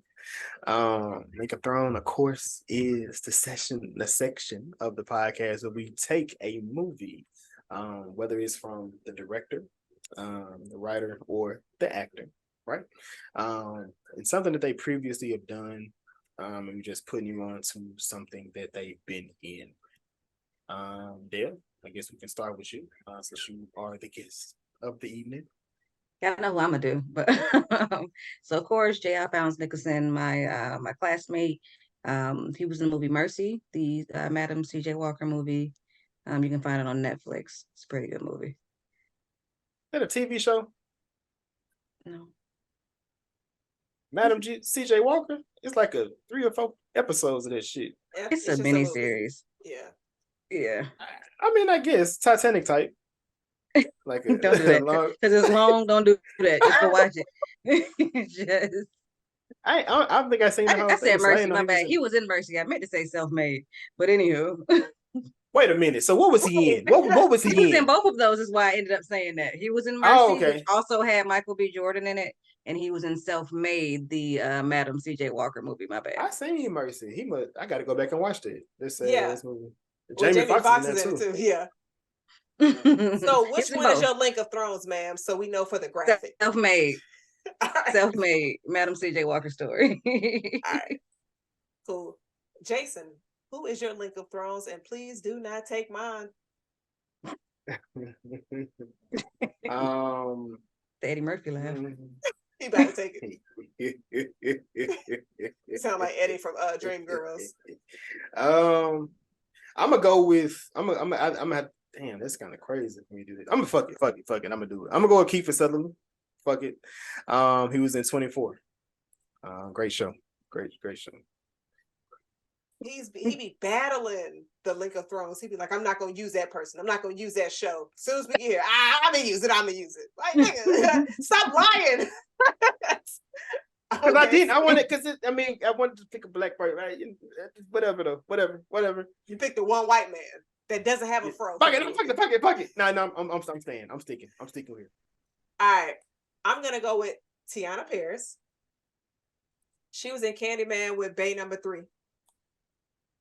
She was. Love. She's all over the place right now though. I like that she's showing different things: action, comedy, thriller.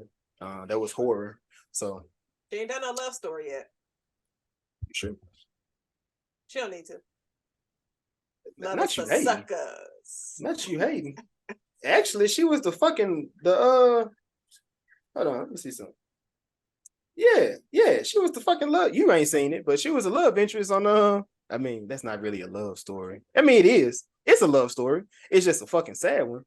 If Beale Street Could Talk, you never seen that? You always watching sad stuff. I didn't watch it, but I've heard about it.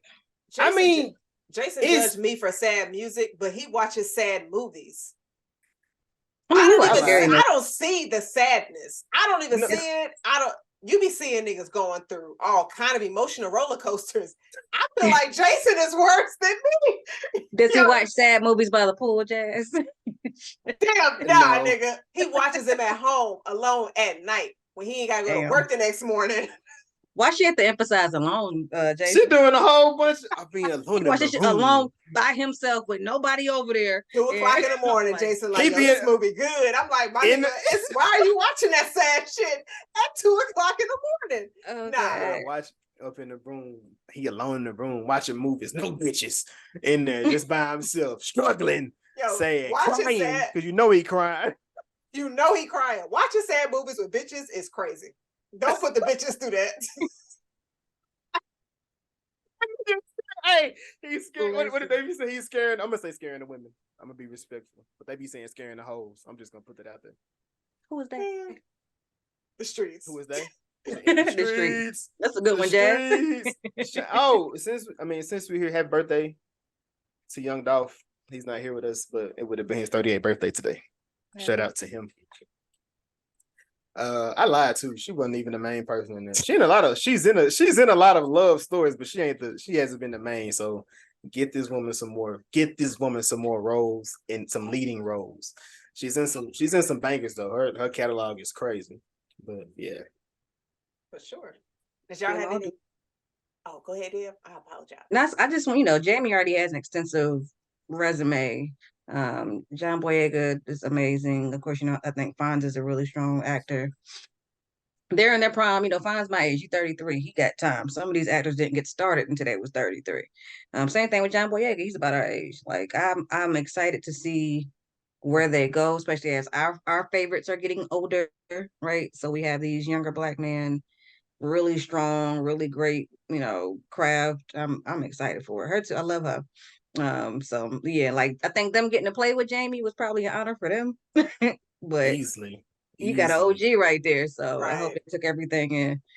I want to see Jay Alphonse like outside of just that role. Because it does kind of seem as if he does somewhat of the same. Now, I do feel like he has the range for it, like because so his start is in Broadway. Got you. See, I didn't know that. This is actually aside from what he normally would do. So if you watch stuff like Mercy and the Madam C.J. Walker movie, you'll see some more of that range. Obviously with some of his, he's done a lot of like extra work in like Law and Order, like you see him in them random roles. So he definitely has the range for it. This is him kind of putting his foot into just getting there, but he does do a lot of Broadway. I think he has a Broadway show coming up right now in New York. But that's actually where his beginning was. So he got the range. It's dope. I wouldn't have never known that. Like I wouldn't, but like I said, I mean, from what I know him from was, of course, Lil Murder. That's what I know him from, and he's given that role a whole lot. So I mean, I know he has it in him. It's just seeing it, I just like it's more so. And I guess and that's just me, maybe just going through his catalog and seeing the other things. But yeah. So I'm excited though, because he definitely my favorite character on that show. He's killing that. Wait, you saying Lil Murder's your favorite character in P Valley? Who's your favorite? I figured Jason probably said Mississippi or Mercedes. I like I like a little thicker than that, but yeah, you're right. You're right. Mercedes is definitely she up there. She up there. Big Bone, they up there. They up there. But when it comes to it, I'm not. I don't just. Right. Yeah, he's killing that. Like every time, like this nigga killing the scene. Yeah, so they was definitely robbed of not getting any noms. Nothing. Just at nothing all. Crazy. But you look at the story that's being told, then you see who's getting selected for these nominations, and it's just like they do. You look at Snowfall and you look at P Valley. Amazing performances. I don't hear anything about them getting any kind of noms, and it's crazy. But yeah, I got nothing else for you. Yeah, man. So this was the Was It Good Though podcast, episode 60. They done cloned Tyrone. And I love that song at the end too. They flipped it. If you haven't heard the album, you should also listen to that. It definitely plays back into the movie, but the soundtrack is pretty dope as well. Again, appreciate everybody who's listening weekly, who's watching the videos, who's chatting with us via the YouTube premieres when we go in there when the videos drop. Shout out to everybody we've been collabing with. Shout out to all our guests, the friends that come on to the show as well. Miss Dev, did you have anything that you wanted to promote, shout out, big up, anything that you? I'm like, let me. Did you pull your phone up? I was like, I got notes. Don't do me like that. No, I was trying to actually, since I was talking about Fonz's show that's coming up, I was trying to actually find the name of the show he's doing. So Freight is the Broadway show that he will be doing. I think it starts this Sunday, July 30th. So anybody who's in that New York area who is interested in seeing that type of range from J. Alphonse, Freight is what he's working on right now. And you'll definitely see where his start was and where his talent really comes from. But that is my only show. Love to hear. Well, we do appreciate you. I always love to have you. You're always welcome to come back to shit on Jazz whenever you're ready to. Nah, we gonna because I'm coming back. I'm support it because guess what? I can edit it and put you in everything. We ain't gotta worry about her no more. So wait, she's gonna have like 2 different episodes where we not know they put them together. Nah, put them together. Let me put the audio into it later. Jazz sound like that. I'm coming back. Bitch, I'll be back. Oh, you going down? Put her ass in the ground. You better not keep her from coming around. Don't act like baby. Jazz, that you have anything that you want to let the people know, or you want to say? Y'all got me fucked up. Right now, try me, nigga. Oh, please. That ass is getting blocked.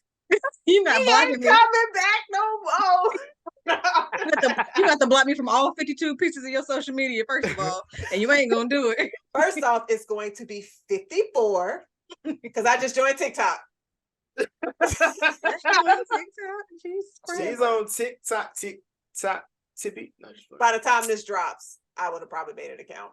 But just shout out to everybody who listens and follows the engagement, the Discord, the movie chat on IG. Shout out to all of y'all. Yeah, we cloning. We be cloning. We be cloning. hit a little dance to it. But again, this was the Was It Good Though podcast. This was episode 60. Them niggas done cloned Tyrone. Deuces. Cheers.